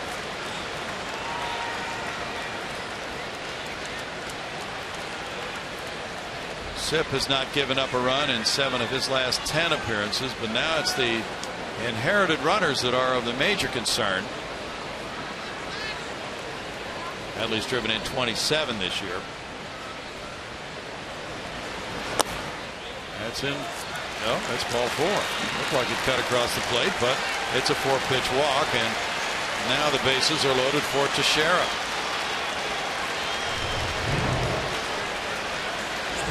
Things were sailing along, and I think you're right, Brownie. I think that did find some strike zone. just sailing along. And then a couple of base runners and a big-time swing by a guy who has chewed up the Astros. Now Brent Strom talking with Conger and Sip as Teixeira is waiting to bat. And Teixeira has driven in 51 runs this season. He's 0 for 3 tonight. Yankees have hit 3 grand slams this season. Teixeira had one of those June 1st at Seattle off King Felix Hernandez. 224 is a right-handed batter for Teixeira.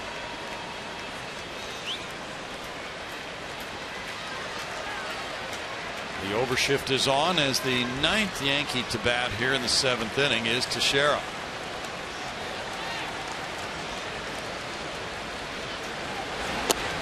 He takes, and it's a strike. The Yankees had not scored through 9 innings last night and 6 more tonight. So coming up with 3 and now looking for an even bigger frame in the 7th.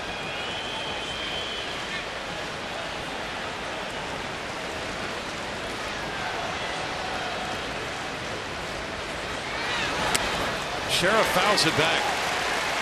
0-2. Colby Rasmus well over into right center field.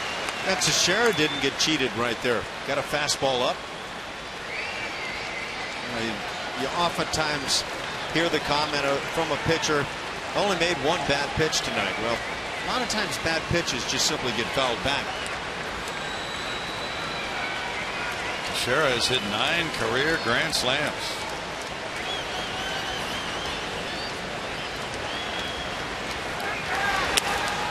Goes for a high pitch, puts it in the air, shallow left field. Correa out, Tucker behind him. Correa has it to end the 7th inning with 9 Yankees coming to the plate. 3 of them score on 4 hits, 3 men left. It's 3-2 Yanks.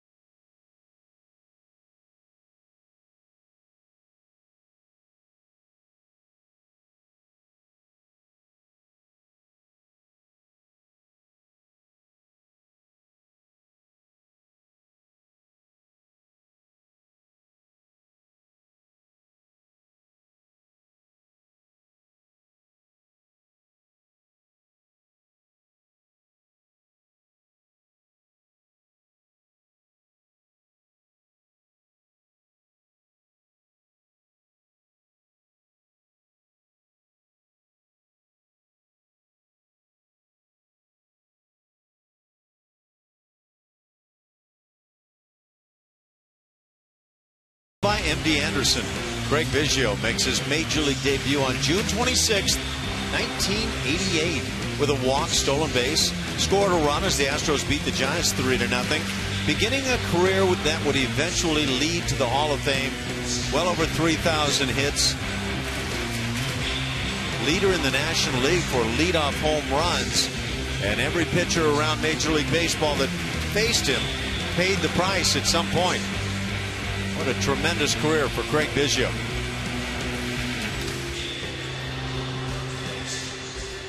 Well, in just about 1 month, he will be enshrined in Cooperstown, New York, in the Baseball Hall of Fame. It's about time, I say. Joe Thatcher's warming up for Houston, and lefty Chasen Shreve is coming into the game for the Yankees. Now, Houston native Nate Eovaldi could be the winning pitcher tonight. He left 117 tickets tonight. Call to the pen brings in a lefty who's pitched 25 times. Shreve with a 4-1 record, a 1.82 ERA. Yeah, that's impressive stuff. And that whip at 0.88.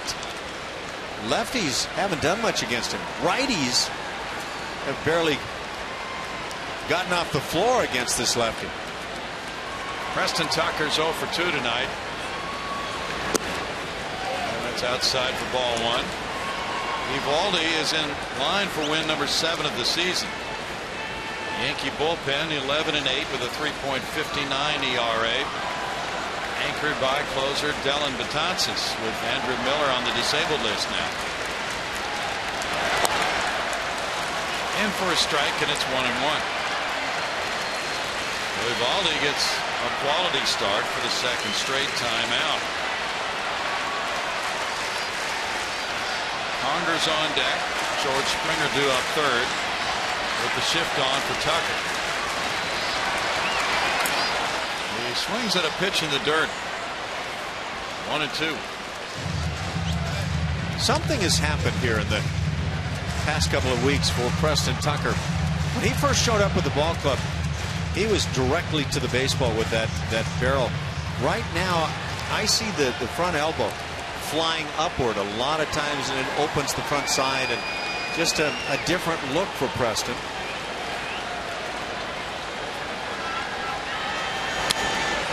Foul back. Shreve has been on a roll. He's retired 50 of the last 59 batters he's faced. Now, when Preston swings the bat, you can't see it at all. When he takes a pitch is when I notice it. That's really a good lead arm position through that baseball, and he's great in that regard. That's where I see it. That front elbow starts to flip upward and the front side comes open. Now watch what happens. He starts, and then, well, not even as bad as a lot of times, but ultimately a good take. But I'm sure that's something that is being worked on daily. 24-year-old Chasen Shreve was drafted by Atlanta. He's from Las Vegas. He struck him out. 1 out. Well, this kid looks like somebody the Yankees could certainly utilize well in the bullpen. They got him in a trade with the Braves, along with David Carpenter from Manny Banuelos this January. Now it's Conger, who has a double to left center and a walk, batting left-handed. Now Hank moving around to the right side of the plate, where he is a 184 hitter, 9 hits in 49 at-bats.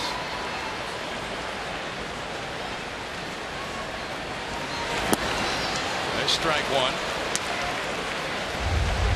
He's a little short on late inning experience right now with this current configuration of their bullpen without lefty Andrew Miller as their closer.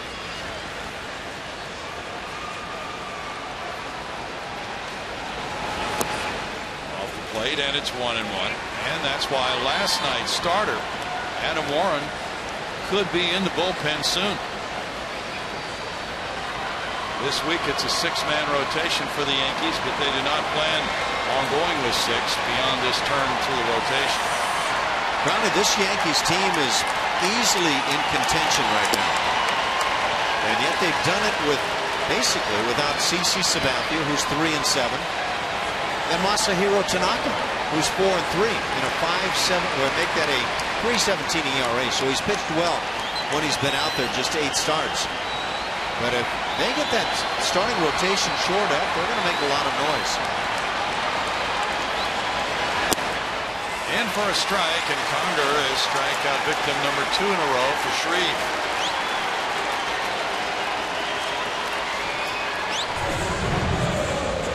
Conger just simply gets frozen on a pitch right there at the bottom of the knees. Seeing that finds the bottom of the knees right up there at the front of the plate by that lead leg. George Springer's 0 for 3 tonight, 0 for his last 16.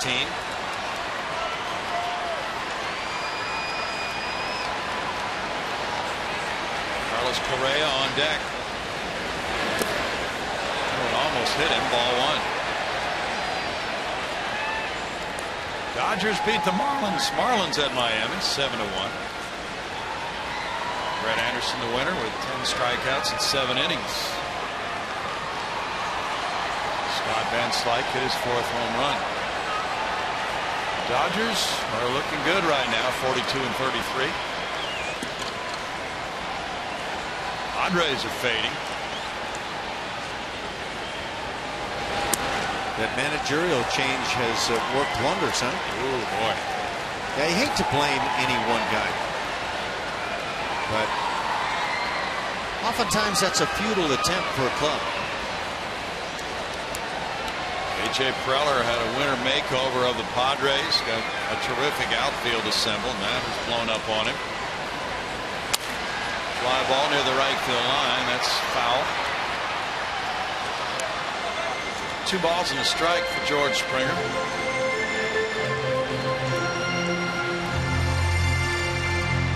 Of course, the Padres spending a lot of money over the winter. They signed James Shields. He got lit up by the Giants. They have fallen upon hard times. Interesting to see what they're doing around the trade deadline. Springer looks at it. It's a strike, and now it's even at 2-2. Shreve pitched 15 times for the Braves last year. There's strike 2. And that would certainly appear to not be there.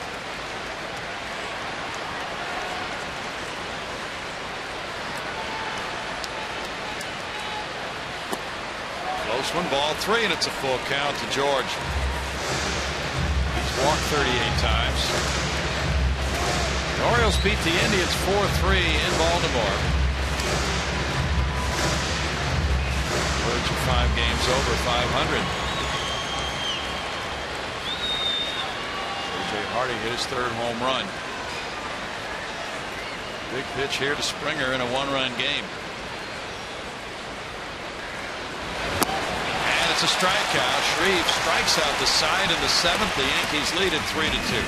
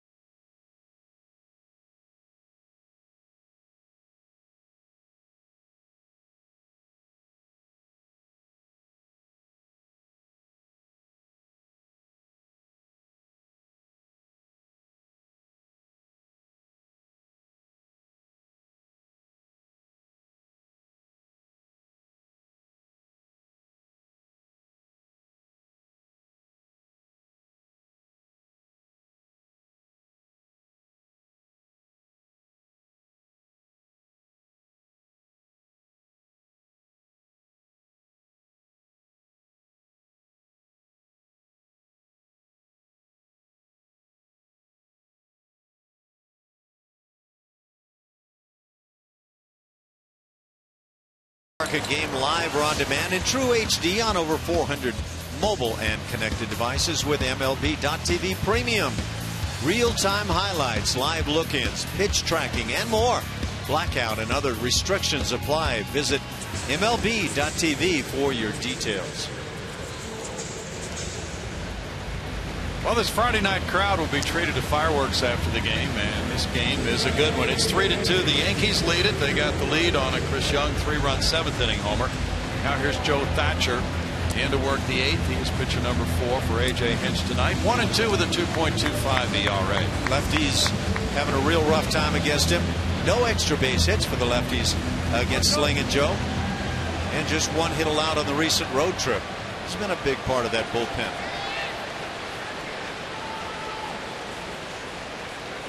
It's Brian McCann to lead it off in the 8th inning. He led off the 7th, and the Yankees proceeded to bat around after he had made the first out, lining out to Jose Altuve.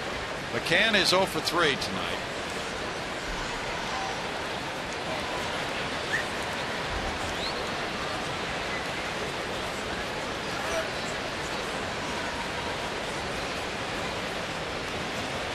McCann probably would have been the pinch hitter last night with the bases loaded if Dallas Keuchel had come out of that game. Jose Pirela was the batter. A.J. Hinch deciding to leave his starting pitcher Keuchel in to pitch to Pirela rather than going with his right-handed closer Luke Gregerson, which would have prompted a move to a pinch hitter.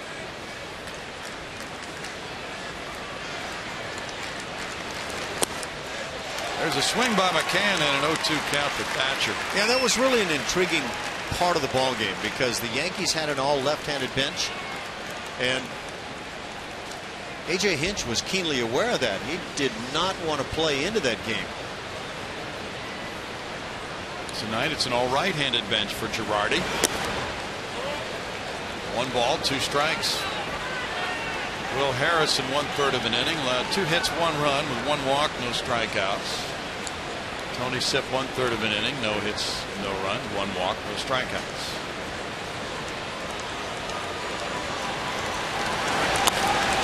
Polk out toward shallow right field. Springer's there. 1 out. He had it played well, didn't he? You know, you've talked about the slump right now that George is going through, but you never see it taken to the field defensively. He plays as strong a right field as anybody.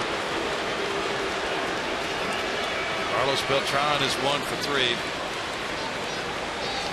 Corey Kluber had a good game tonight, but no decision for Cleveland. Hyman jammed him, and he hit it up that right field line. The fans with gloves reaching out, but they didn't make the catch.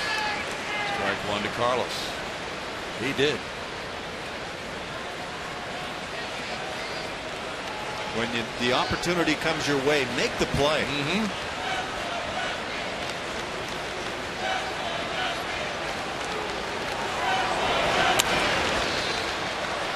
Foul back, and it's 0-2. How would you give Joe Thatcher advice on his mechanics? Don't change a thing. He's got to give left-hand hitters absolute fits. The only thing I'd say is see if you can come up with a different throwing style when you throw to the bases. He looks identical. That's the way he throws on all of his throws, whether on the mound or making a fielding play. Gets with his kids and says, hey, let's play catch, and then it looks like that. Have you seen his little 2-year-old yet? I've heard all the stories about. Oh, man. What a cute kid. Yep. Knock him out looking. Yeah, I don't know what leads one to learn to throw that way, but it's really great for that specialist lefty in a bullpen. Check this out.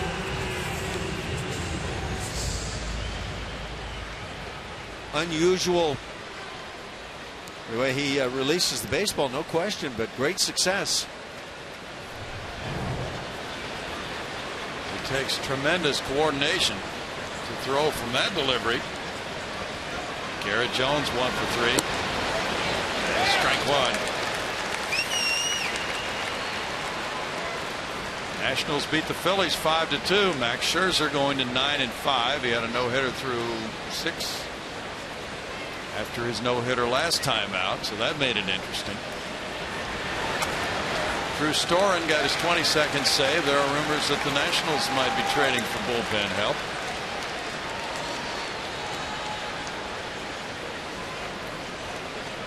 When that National League East is all said and done, I just can't see anybody overtaking the Nats. I have to agree with you. Just taking them a while to get on track. Line drive left field. Tucker with a play that he tried to make on the short hop, then it got away from him. But Jones goes the opposite way for a single with 2 strikes in the count. Sometimes we get fooled in watching a play, but now we'll get back to it. The Maple big hit of the game, no doubt about it. Which swing that was. Chris Young, local product, launched a 3-run home run to take a 2-0 Houston lead and turn it into a 3-2 Yankee lead. Vince Velasquez has it all yanked out from under him. Roberto Hernandez is coming in.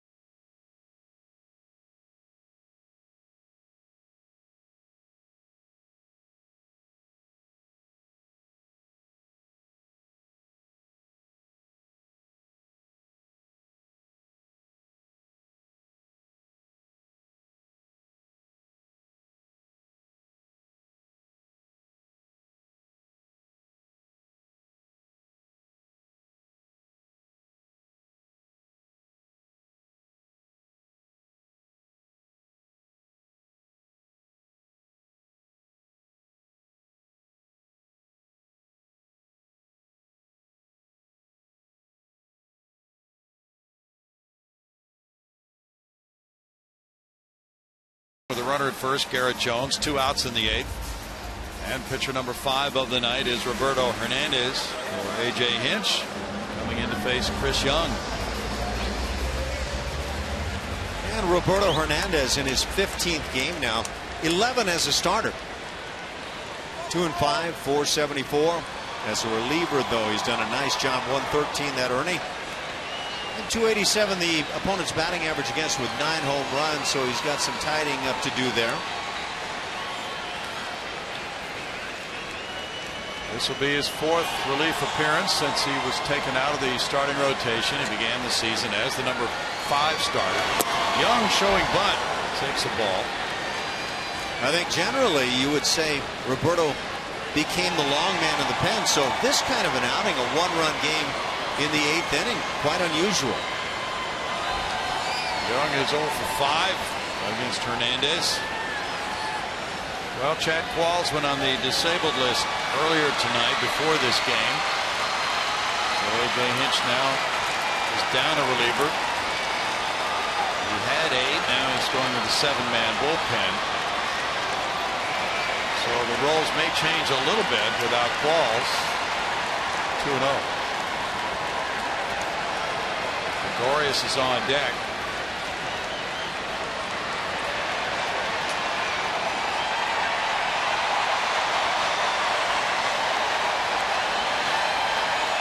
Oh, look, Brownie, the wave. Oh. Is that the first time we've seen that? Might be this year here. Foul ball takes it to 2-1. In need of energy, create the wave. What was that wave at the College World Series? The slow version of it. Did you see that? I did not. Very slow. Did you see what they were doing in Anaheim with the telephone, the phones? The phones with the light coming on? Yes. Very unusual. Yes, it was. Looked like a rock concert was going on. 2-2 to Young. Angels lead early, 1-0 in the 3rd at home over Seattle tonight.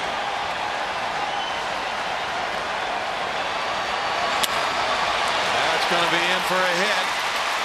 Colby Rasmus over. They'll play it into second base. Jones going to 3rd on the single by Young. His 3rd straight hit of the night.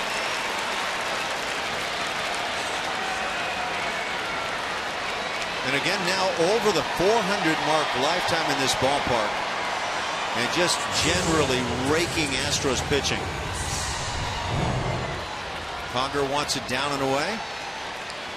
The breaking ball stays up, not even in the strike zone. Chris Young doesn't need a strike to hang out a hit right now. He's 5 for 8 in this series.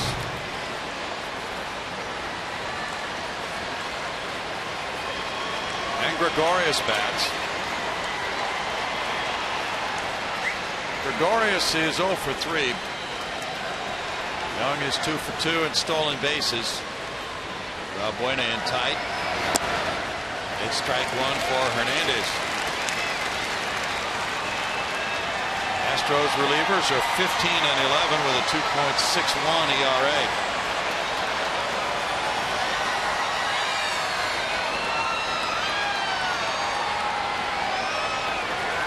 Young takes off for second. There's a fly ball. Rasmus back into left center field with a running catch. And in the 8th for the Yankees, it's no runs, 2 hits. 2 men left, 3-2 Yankees.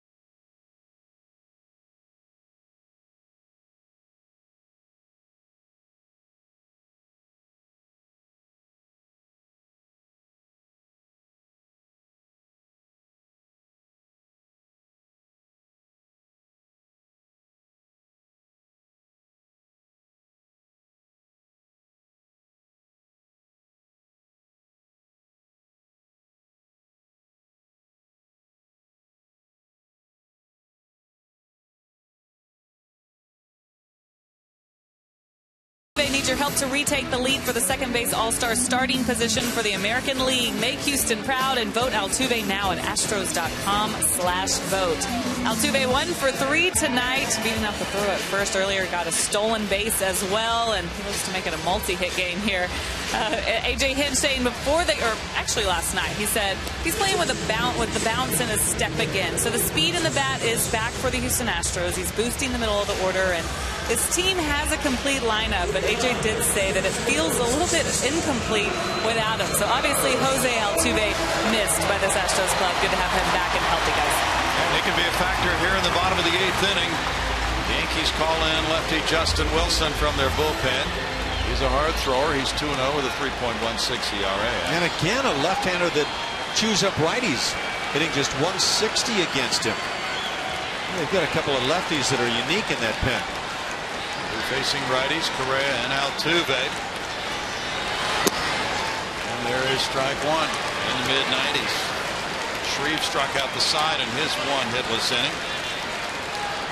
Wilson hasn't given up a run in his last 12 appearances since May 26th. 27 years old from Anaheim, California. He's out in front 0-2 on Correa.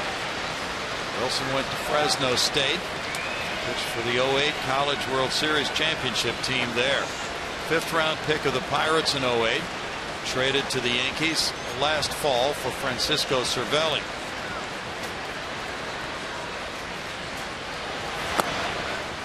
One and two. Correa singled in the first run of the game in the 3rd inning. He's 1 for 3. Family here tonight.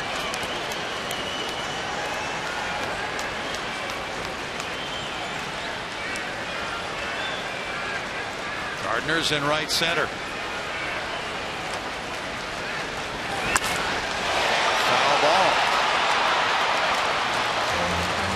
there's been a number of things about Correa that stand out, but one universal truth so far seems to be that if you try to pitch him in, he's going to hit it hard somewhere.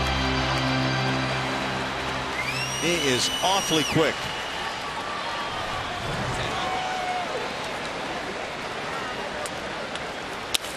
Fly ball, and Gardner is waiting at center.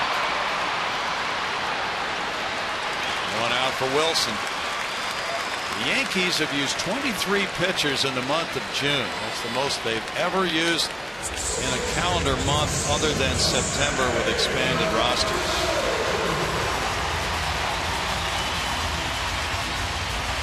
Jose Altuve 1 for 3.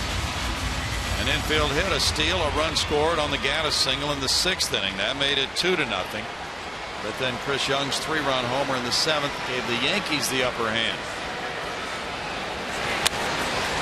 Little looper over to Teixeira. Teixeira reaching back and sliding. And he almost overran it. But then he reached back for the catch on out number 2. You know, I realized there was no Towels Hill there to deal with, but that was a little bit of Lance Berkman on that catch, was it not? Yeah. Back to home plate and then catching it with the glove going the other way. And now all he needs is a big smile. Can't you just see Lance making that play? Yeah. He got it done. 2 outs and it's Valbuena. 0 for 3. You can only aspire to be Lance Berkman. Gaddis on deck. Yankee bullpen busy. Ball 1. It's the closer, Dellin Betances, warming up for the Yankees.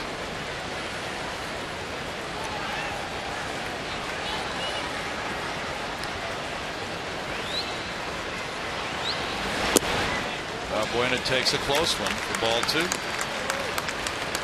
Wilson pitched for the Pirates last year 70 times, working 60 innings and striking out 61.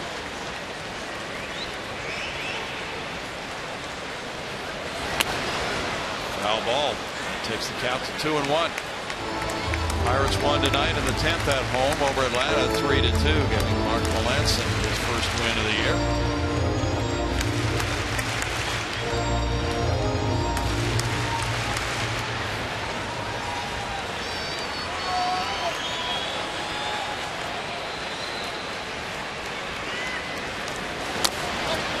Ball takes the count to 2-2 now.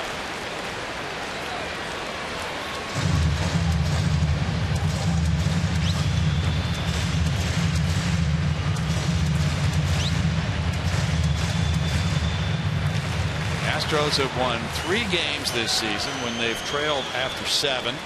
They've won 2 games when they've trailed after 8.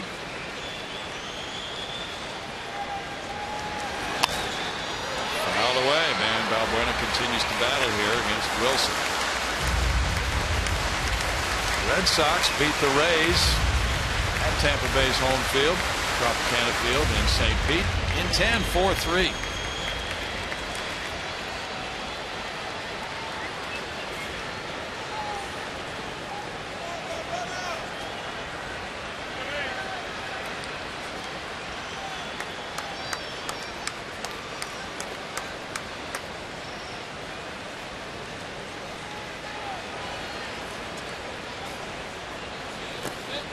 Now it's a full count. Last year Wilson walked 30 in 60 innings. This season he has 13 walks in 26 innings. Sounds like he's keeping his pace. Yeah. Right on the money.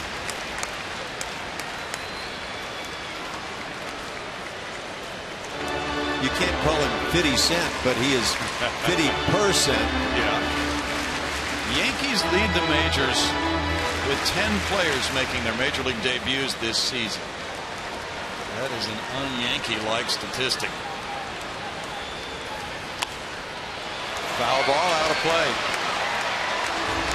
Great to see these big crowds here for the Yankees and Astros. Kansas City is here Monday through Wednesday. Those should be excellent games as well.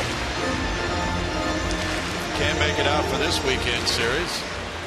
probably will be able to get a good seat for Kansas City and Houston. Haven't heard what the advanced sales are for that series. That's a walk, and Valbuena is aboard with 2 outs. Boy, did he work for that one.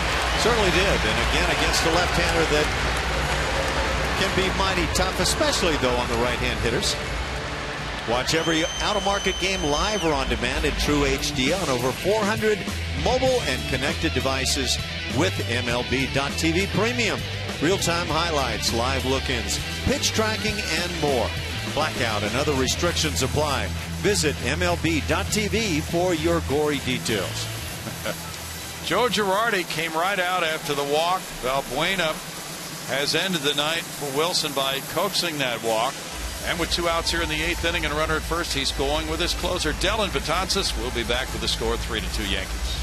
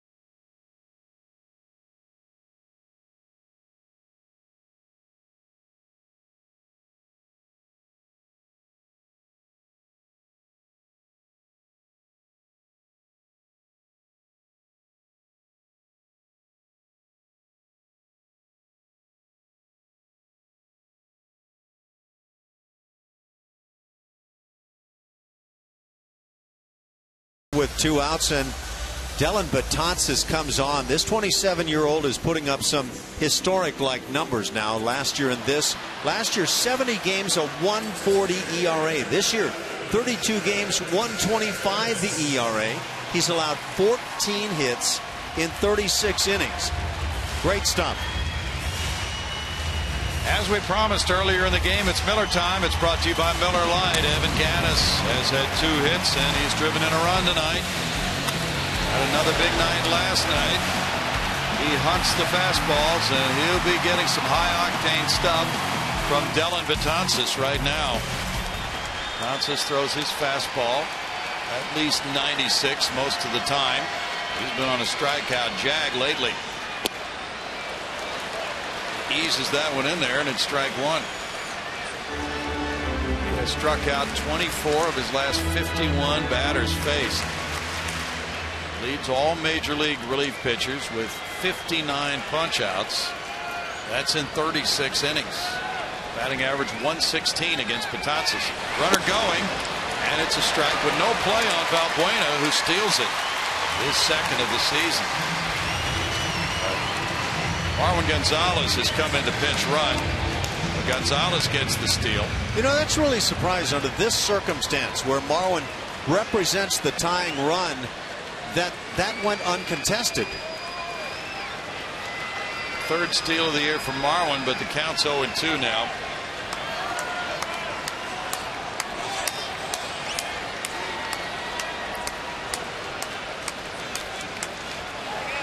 It's his 7th stolen base in 8 tries against Betances. Well, that's the one thing that you can rely on that can be done offensively against this guy, but there's not much. And he strikes out Gaddis to win the 8th inning. No runs, no hits, and a man stranded. We move to the 9th, 3-2 Yankees.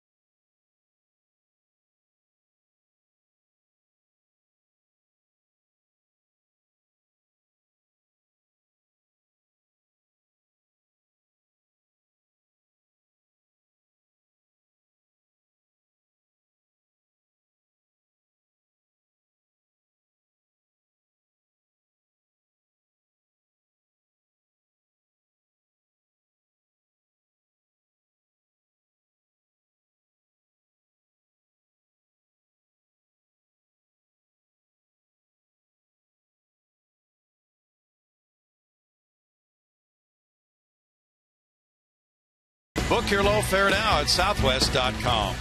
And by Geico. 15 minutes could save you 15% or more on car insurance. Visit us at geico.com or call 1-800-947-AUTO. We go to the ninth inning. It's a one-run lead for the Yankees, 3-2. Marwin Gonzalez staying in to play third base after pinch running for Luis Valbuena.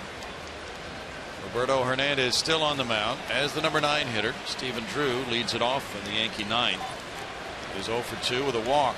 Gardner and Headley to follow. The Astros will have Rasmus Carter and Tucker due up in the bottom half against Betances. Wilson in 2/3 of an inning, allowed no hits, no runs, had a walk and no strikeouts. Strike one for Hernandez. Joe Thatcher worked 2/3 of an inning. He allowed 1 hit, no runs with no walks, 1 strikeout. Infield shifts around. Drew looks at it. It's 1-1. Hernandez is 34, born in the Dominican Republic. Signed initially with Cleveland. Fly ball. Tucker over toward the line. That's 1 out. The Yankees are 38-0 when they have the lead after 8 innings. They get Brett Gardner to the plate, and he's 2 for 4 tonight. Yankees are without their center fielder, Jacoby Ellsbury. He's been out with a knee injury for more than a month now. On the disabled list, May 20th. So Gardner plays a lot of center field, but when it was Ellsbury and Gardner at the top of the lineup, that was very dynamic for New York. Strike one.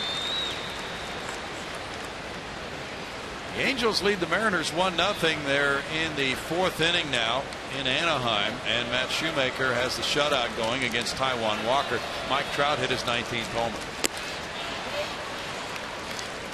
1-1. You know, Brownie, looking at this Yankees bullpen, I'm more impressed than I thought I would be.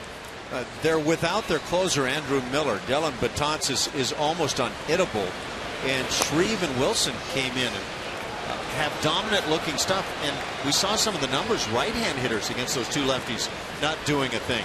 True. You get Andrew Miller back in that bullpen, they've got a chance to really make some noise. And then perhaps Adam Warren goes into a setup role. Yeah. Slotted in maybe in an earlier 7th inning role. Backhanded Altuve throwing to Carter. Good play, 2 outs. Well, some of the Yankees broadcasters feel if they get Warren and the lefties to mix in for the 7th inning, Betances for the 8th, Miller for the 9th, they need to take a back seat to nobody and try and protect leads. Yeah, I think they've got a really solid looking bullpen, and especially with Miller. I'm not so convinced that they've got enough in the starting rotation to take Warren out of there, but they know a lot better than I do. They just haven't got the kind of seasons out of Sabathia and then the health out of Tanaka that they need. That's strike one for Hernandez on Headley. Headley 1 for 2 with a pair of walks. At 3:10 tomorrow, it's Brett Oberholzer and Masahiro Tanaka. Tanaka's spent some time on the disabled list. Colin McHugh and Michael Pineda tee it up Sunday at 1:10. Royals 4, A's 1, top of the 4th. 1-2. Where's that changeup? Hernandez has a good one. Edinson Volquez is pitching for Kansas City tonight, so that should put him in line for a start here when Kansas City is at Minute Maid Park next week. He should be up for the Wednesday game. Jesse Hahn gets the start for Oakland tonight. Kendrys Morales hit his 9th home run for KC. Swing and a miss, and that will do it in the Yankee 9th inning on the strikeout of Headley. 3-2 Yankees with the Astros coming up in the bottom of the 9th. Rasmus Carter and Tucker due to bat.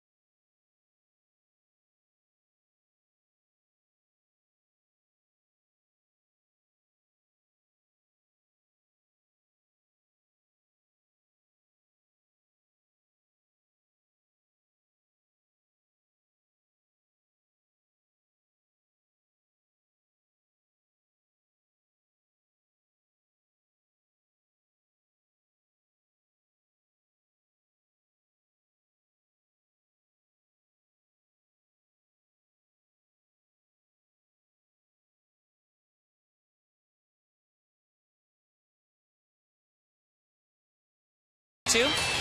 Astros baseball offers incredible savings such as the all-you-can-eat seats at Minute Maid Park. Available every game, this incredible deal scores you a ticket and unlimited ballpark favorites starting at only $35. For more info, visit astros.com/value or call 1-877-9-ASTROS. Yes.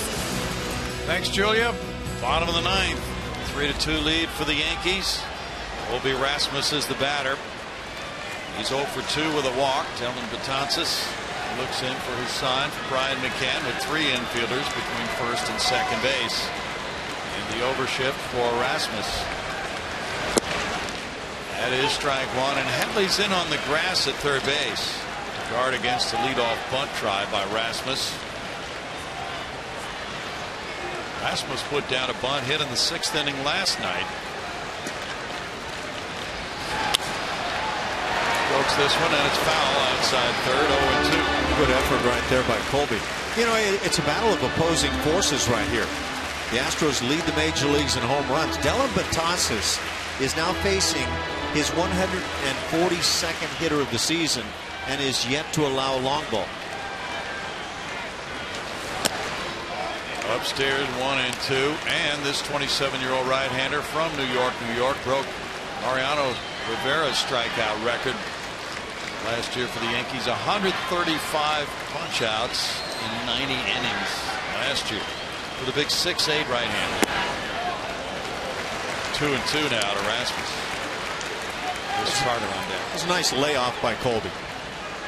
Yep.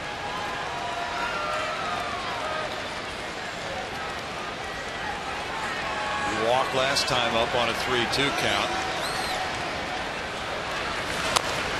And taps this one first base side. It stays fair. Teixeira with the tag. 1 out.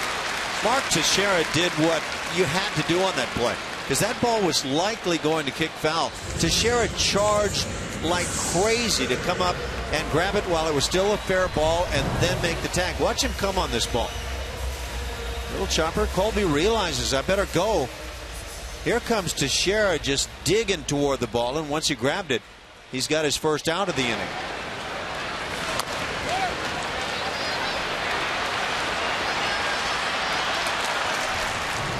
Chris Carter 0 for 3. Strike 1 on the slider.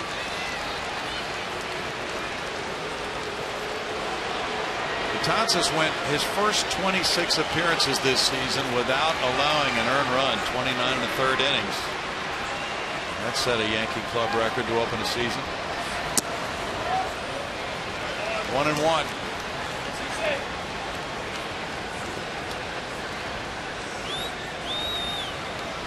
He started his career 9-0. That matched Whitey Ford's 9-0 to start the 1950 season. Foul ball, 1-2. And he's not been throwing as many fastballs as we expected to see.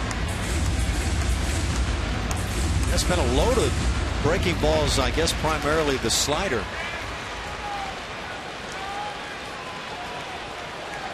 Weston Tucker's on deck.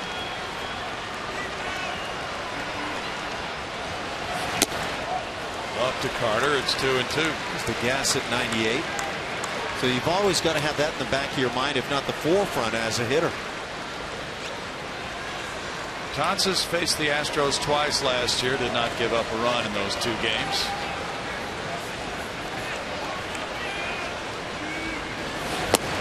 And he blows it by Carter for a punch out. 2 outs. Second strikeout for Dellin. Number 11 for the Yankees. And it's Tucker batting. John Singleton comes out to the on-deck circle. Hank Conger due up next if Tucker can reach. Tucker's 0 for 3. Singleton just arrived during this game. Apparently a delayed flight, bringing him here from the Fresno club.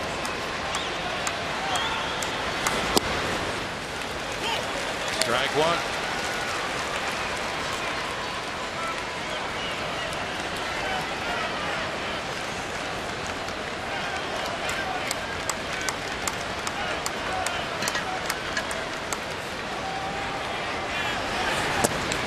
This was a devastating combination earlier this year. Betances was pitching the 8th inning and Miller the 9th. 1-1. Yankee bullpen has 23 saves in 27 attempts this season.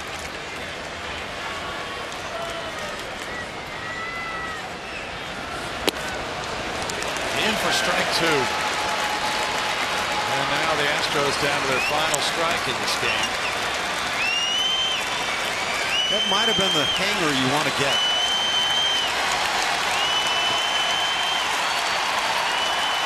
This crowd wants to see some more baseball tonight. The dribbler goes foul.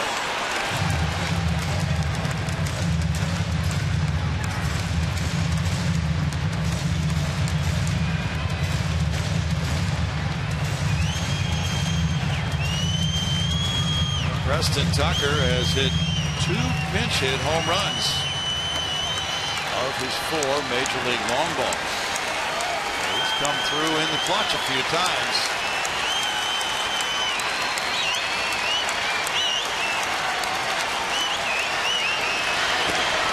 Breaking pitch in the dirt now. He works it to 2-2. Bat started, got dangerously close to that no man's land.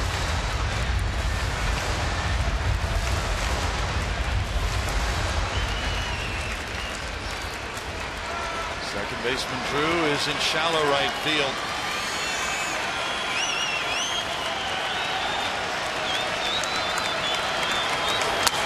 Line shot foul. 98 and in the kitchen. Boy. But it was quickly ushered out of there. Some bad speed. That's where this pitch is. Man, it's right in there, and still Tucker gets the barrel on it.